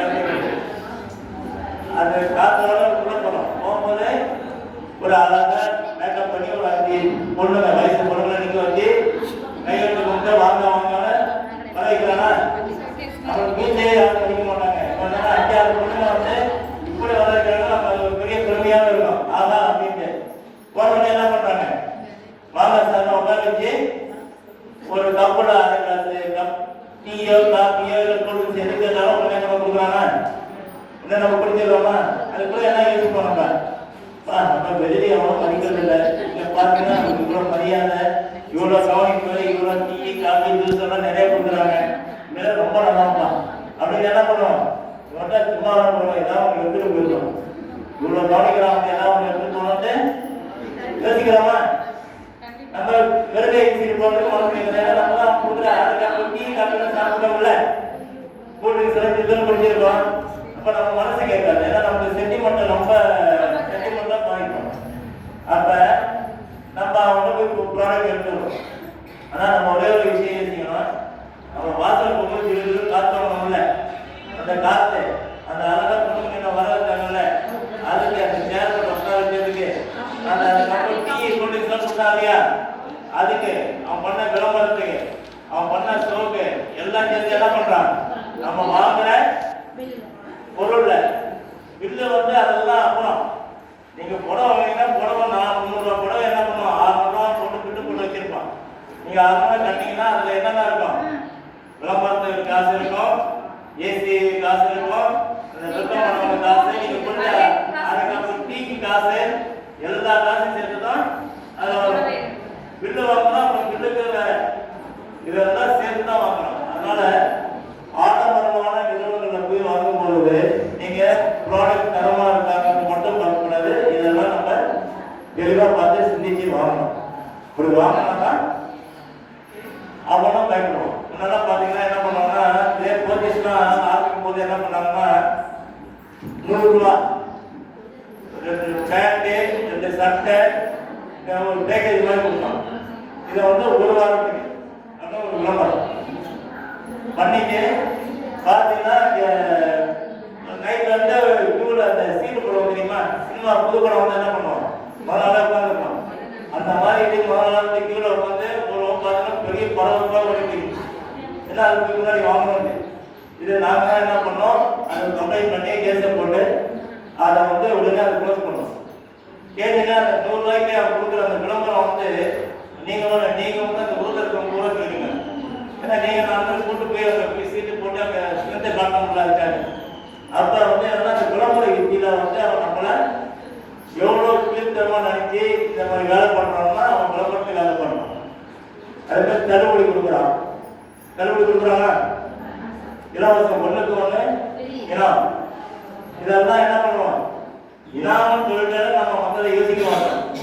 இனாம் கொடுத்துதான் முதல்ல அங்கதான் போய் வாங்கணும் அப்படின்னு சொல்லி போயிடலாமா, அது தரமா இருக்கா விலை என்ன இருக்கு இதெல்லாம் யோசிக்கவே இல்லை. அப்ப இலவசங்கள் இனாம தள்ளுபடி இதெல்லாம் உங்களுடைய ஏமாத்துற வேலை. அதெல்லாம் நீங்க வந்து எச்சரிக்கையா இருக்கணும், தரமா இருக்கணும். 2வது வந்து இந்த புடவைகளை நீங்க போய் வாங்குவீங்க இல்லையா, வாங்கும்போது பார்த்தீங்கன்னா 1000 புடவையா 7 ரூபாய் கொடுப்பான். அது ஒரு சாப்பு ஒரு பெரிய இது போட்டு தள்ளுபடி போட்டு கொடுப்பான். நம்ம என்ன பண்ணுவோம், நேற்று 1000 ரூபாய் ஏன் இருப்போம், இன்னைக்கு 7 ரூபாய் போய் வாங்குவோம். பரவாயில்ல பண்ணுவோம்னா நம்ம சம்பாதிக்கலாம்னு. ஆனா என்ன பண்ணுவாங்க, இந்த ஹோல்சேல்ல மொத்தமா சரக்கு இறக்குவாங்க. பெரிய பெரிய கம்பெனிலாம் இறக்கும்போது என்ன பண்ணுவாங்கன்னா அதில் டேமேஜ் இருக்கிறதெல்லாம் ஒதுக்கி இருக்கும். அதே பெரிய மரம் மாதிரி இருக்கும். அதில் என்ன பண்ணுவோம்னா அதெல்லாம் இது பண்ணி இந்த மாதிரி தள்ளுபடியெல்லாம் போட்டு அதை வந்து இறக்கி வச்சிடும். இறக்கி வச்சு அதெல்லாம் போட்டு வைப்போம். நம்ம என்ன பண்ணுவோம், அதை போய் வாங்கிடுவோம். அது டேமேஜ் நமக்கு பெருசாக தெரியாது. அதில் நூல் பிரிஞ்சு இருக்கும், இல்லை பாடல் ஒதுக்கி இருக்கும், ஏதோ ஒரு டேமேஜ் இருக்கும். சரி, இந்த மாதிரி கொடைகள்லாம் வந்து இந்த மாதிரி கொடுப்பாங்க. ஏன்னா இலவசம் யாரும் கொடுக்கறது இல்லை. இன்னொரு விஷயம் என்னன்னா, நீங்க ஏதாவது கேட்டா ஒரு 50 கேட்டா கூட உங்க பசங்க தெரியுங்களா, அம்மா உங்க பசங்க தெரியறவங்க கேட்டா பணம் தரீங்களா தர மாட்டீங்களா, தர மாட்டீங்களா? அம்மா என்ன பண்ணுவீங்க, கேள்வி கேட்பீங்களா? கேள்வி கேட்பீங்க, திட்டுவீங்க,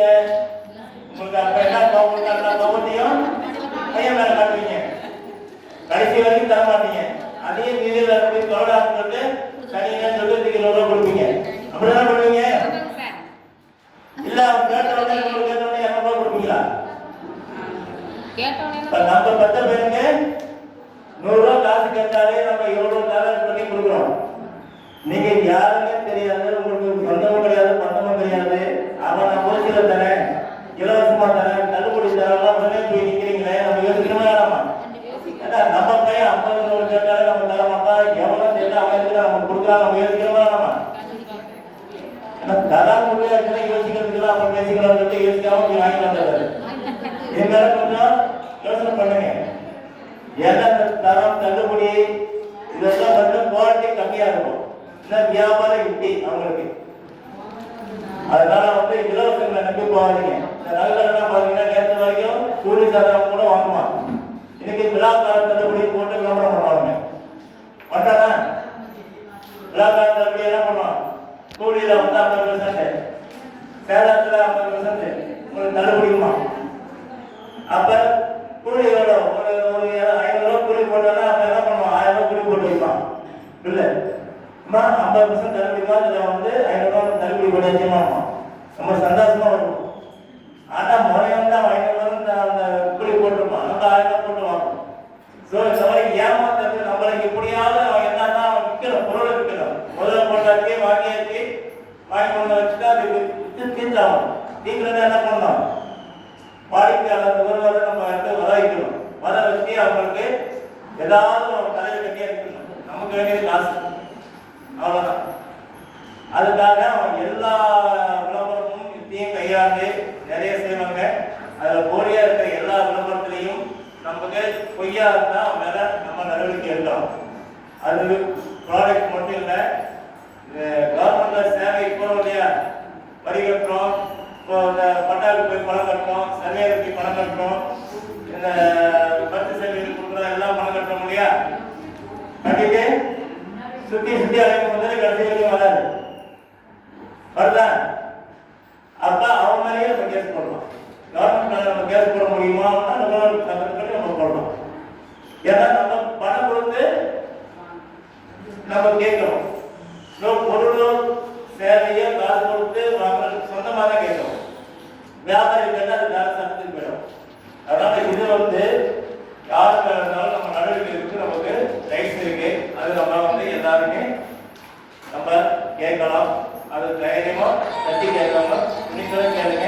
அதுக்கு நிறைய விஷயங்கள் தெரிஞ்சிருந்தால்தான் நீங்க கேட்க முடியும். இப்போ இந்த மாதிரி நிறைய கேஸ் நாங்கள் நிறைய பண்ணியிருக்கோம். கேஸ் ஒன்று இல்லை, பெரிய பெரிய போலீஸ் இருக்கும். நீங்க அவங்க எவ்வளவு விஷயம் நீங்க என்ன பண்ணுவீங்க? ரொம்ப பெரிய ஆளு, ரொம்ப செல்வாக்கான அவனுக்கு போய் நம்ம மோத முடியுமா? நம்ம தலைவர் வீட்டு நம்ம என்ன பண்ணுவோம்? சீக்கிரம் வரவா போட்டு வேலையை பார்ப்போம். அந்த மாதிரி பண்ண வேண்டிய அவசியமே இல்லை. பொறுத்த வரைக்கும் நான் போட்ட கேஸ் கேட்டிருப்பேன், நிறைய கேஸ் நடந்துருக்கு. நான் இப்போ முடிஞ்ச கேஸ் இப்போ வசந்த மேல ஒரு பெரிய கேஸ் ஒன்று போட்டேன். அவங்க வந்து நாங்கள் தமிழ்நாட்டில் புரியாம எங்களெல்லாம் எவனும் தடிக்க முடியாதுனாங்க. கடைசியில் வந்து எல்லாரையும் ஒரு மேனேஜர் ஃபேமிலியோட வந்து கெட்டி கொண்டாடி மன்னிப்பு கட்டி கட்டி கொடுத்து அது பிறகு அந்த சேர்த்துக்கு எல்லா பிரச்சனையும் ஆட் பண்ணமோ அதெல்லாம் சால்வ் பண்ணி அதுக்கு நஷ்டம் இல்லாமல் பொருளை கொடுத்து போனாங்க. டீ வரும், மேலே ஸ்பாட்டுக்கே வரும், திரும்ப உங்களுக்கு கொடுக்குறதுனா டீ வரலாம் வந்து டீ முடியலாம். பிஸ்கட் டீயே இருக்கு. நீங்க ஒண்ணு இல்ல, நீங்க பேசாம டீயை குடிச்சு பிஸ்கட் சாப்பிட்டு காலால பண்ணிக்கிறாங்க. ரைட்டுங்களா? உட்கார்ந்ததுக்கே உங்களுக்கு எல்லாமே வரும். அப்ப அவங்க என்ன பண்ணாங்க? கடைசியா வரி இல்லாம ப்ராடக்ட் வந்து கொடுத்துட்டு கொடுத்துட்டு போனாங்க. கேஸ் போனேன். போட்டு அந்த மாவட்டம் எவ்வளோ முடிஞ்சு கூட கடைசியா வந்து அது செட்டில்மெண்ட் கட்டி போனேன். ஏன்னா எவ்வளவு பெரிய பெரிய ஆளுங்க. அது மாதிரி ஒரு இன்ஜினியரிங் பில்டிங் கட்டுறாங்க இல்லையா, அந்த இன்ஜினியர் மேல நம்ம ஒரு 5 நிமிஷம் வச்சு இருக்கோமா, ஒரு 5 நிமிஷம் ரெஸ்ட் கொடுக்கலாமா? அப்ப நீங்க சவுண்ட் பண்ணிட்டே இருக்கீங்களா? நான் 5 நிமிஷம் ரெஸ்ட் எடுத்து அந்த 1/2 மணி நேரம் பேசுவோம், பார்த்துக்கோங்க. எங்களெல்லாம் ட்ரைனிங் எடுத்து பேசிட்டே இருப்போம், அதெல்லாம் நீங்க தான் பார்த்துக்கோங்க.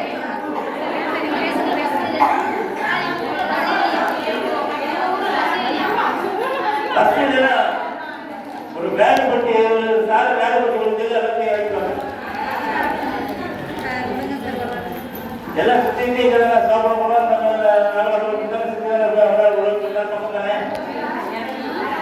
எடப்படியா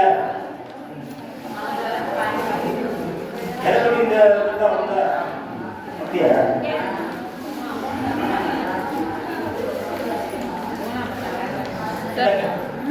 இதான் கேட்கணுமா? மலைக்கு போகணுமா? இந்த மலைக்கு இல்லை பிஸ்கட் கைக்கு வந்துருச்சியா? வரலன்னா சொல்லுங்க, வாங்கிக்கலாம். வந்துருச்சு இல்லை, எங்களுக்கு வரல. சரி, பிஸ்கட் கையில் வச்சுக்கிட்டு டீ சாப்பிடுங்க. பிஸ்கட் போக சாப்பிடலாம், சரியா? அதனால வந்து நீங்க நுகர்வோர் பாதுகாப்புல வந்து நீங்க பெருசா போய் அலைஞ்சி தெரிஞ்சு ஏமா நீங்க என்ன நான் சொல்றது கேட்கவே இல்லை, எல்லாம் பேசிட்டே இருக்கீங்க. 5 மணி தான், அதுக்கு முன்னாடி வாய்ப்பே இல்லை.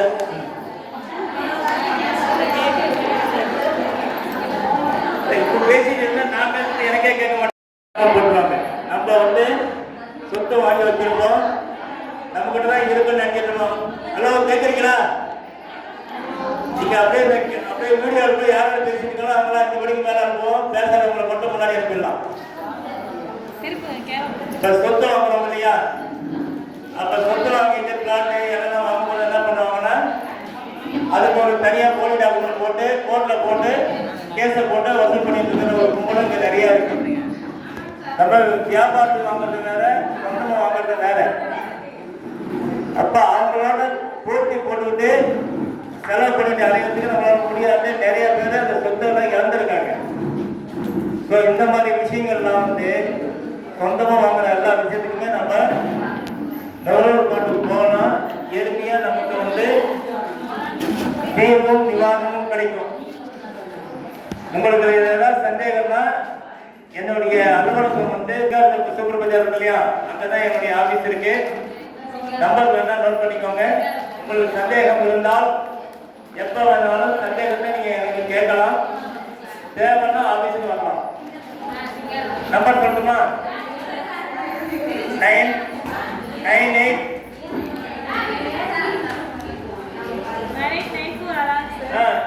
அந்த நம்பர் தான் 859989. மனித விடியல்னு ஒரு பத்திரிகை நடத்திட்டு இருக்கேன். மனித விடியல் ஒரு பத்திரிகை நடத்திட்டு இருக்கேன். மனித விடியல் யூடியூப் சேனல் ஒன்று நடத்திட்டு இருக்கேன். யூடியூப் சேனல்ல நிறைய இந்த மாதிரி அவேர்னஸ் விஷயம், அதிகாரிகள் பண்ற தப்பு, சமுதாயத்தில் நடந்த தப்பெல்லாம் வந்து யூடியூப் மூலியமா நிறைய நாங்க பப்ளிக்ல சொல்லிட்டு இருக்கோம். நிறைய செய்திகள் வந்து பத்திரிகையில நாங்க போட்டுட்டு இருக்கோம். அந்த மாதிரி செய்திகள், இந்த மாதிரி ஏமாத்துற செய்தி எது இருந்தாலும் நீங்க சொன்னீங்கன்னா நாங்க வந்து அந்த ரிப்போர்ட் எடுத்துக்கோம். உங்களுக்கான கைட் பண்றதுக்கு நாங்க தயாரா இருக்கோம். நீங்க எந்த மாதிரி பிரச்சனையா இருந்தாலும் எங்களுக்கு போன் பண்ணி கேட்கலாம். பெரிய பிரச்சனைனா ஆபீஸுக்கு வந்து எங்களை பார்க்கலாம்.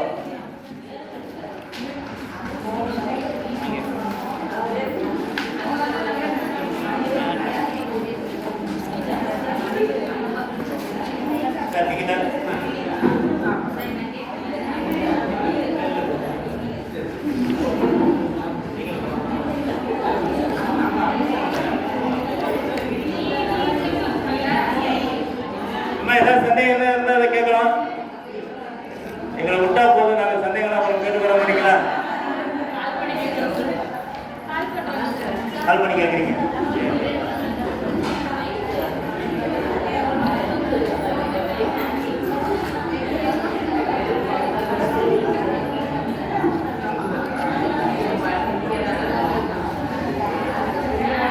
ரொம்ப பாதிக்கிறது யாரு? பெற்றவங்க தான். பையன் படிச்சு பெரிய ஆளமாக சொல்றவங்க அவங்க போய் அங்கே கஜா போட்டவங்க நீங்க அர்ச்சனை பண்ணிட்டு இருப்பாங்க. ஸோ நீங்க வந்து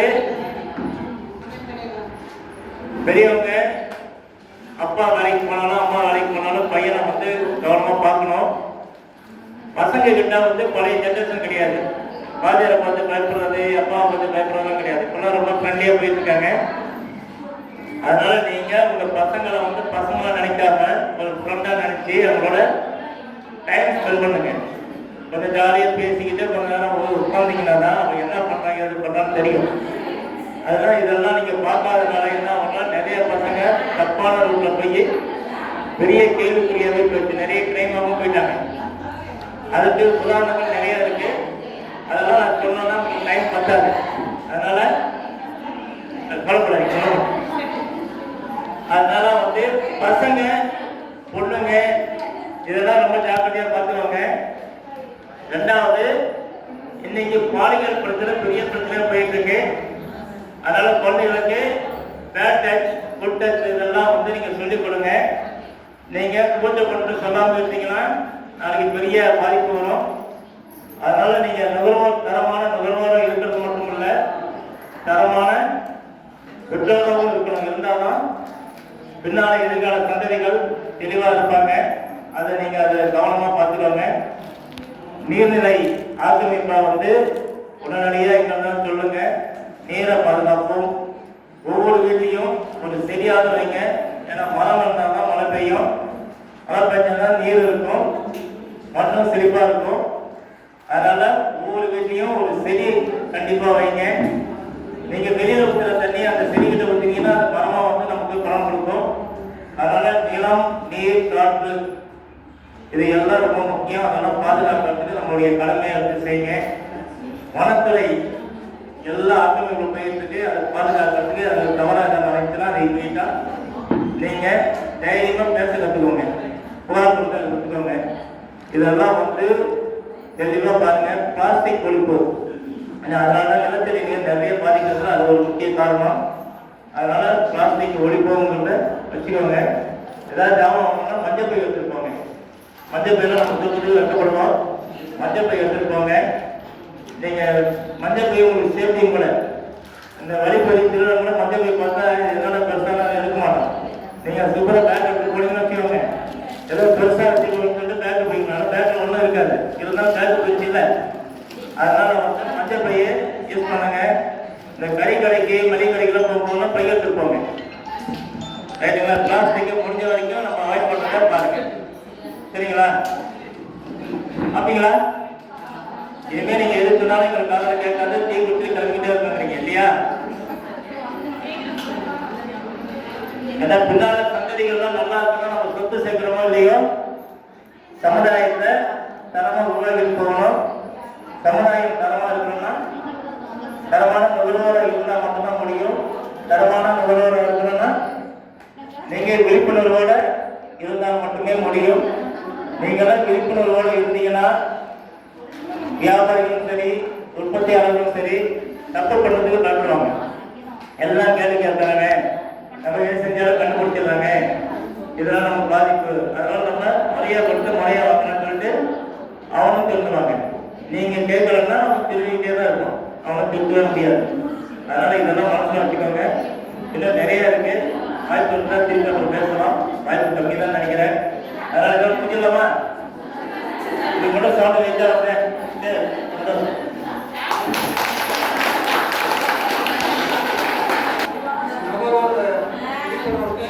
உரிமையும் கடமையும் பற்றி உங்களுக்கு உதாரணத்தோட சிறப்பாக பயிற்சி வகுப்பை நடத்தி கொடுத்த மோகன் சார் அவர்களுக்கு நன்றி கொடுக்குறது. ரொம்ப பழங்களுக்கு வந்து இவ்வளோ நேரம் பொறுமையாக இருந்து அமைதியாக இருந்து கொஞ்சம் இடையில லைட்டாக ஒரு 5 நிமிஷம் இருந்தாலும் பொறுமையாக இருந்துட்டீங்க. இப்படிலாம் இருந்து ஒரு கருத்து பயிற்சியை முடிச்ச ஒரு அனைவருக்கும் எனக்கு நன்றியை தெரிவித்துக்கொள்கிறேன். ஒரு 2 தான் 3 தான் வச்சுருக்கேன். வாங்கிட்டு சீக்கிரமாக போயிடுறேன். ஒரு 5 நிமிஷம் வாங்கிட்டு சரிங்களா? உங்கள் ஆதார் இது மட்டும் இல்லாதவங்க அந்த இது உங்களுக்கு ஃபோன் பண்ணியிருப்பாங்க. அவங்களே உங்கள் ஃபோன் நம்பர் ஆதார் நம்பர் கேட்பாங்க. அவங்கள்ட்ட மட்டும்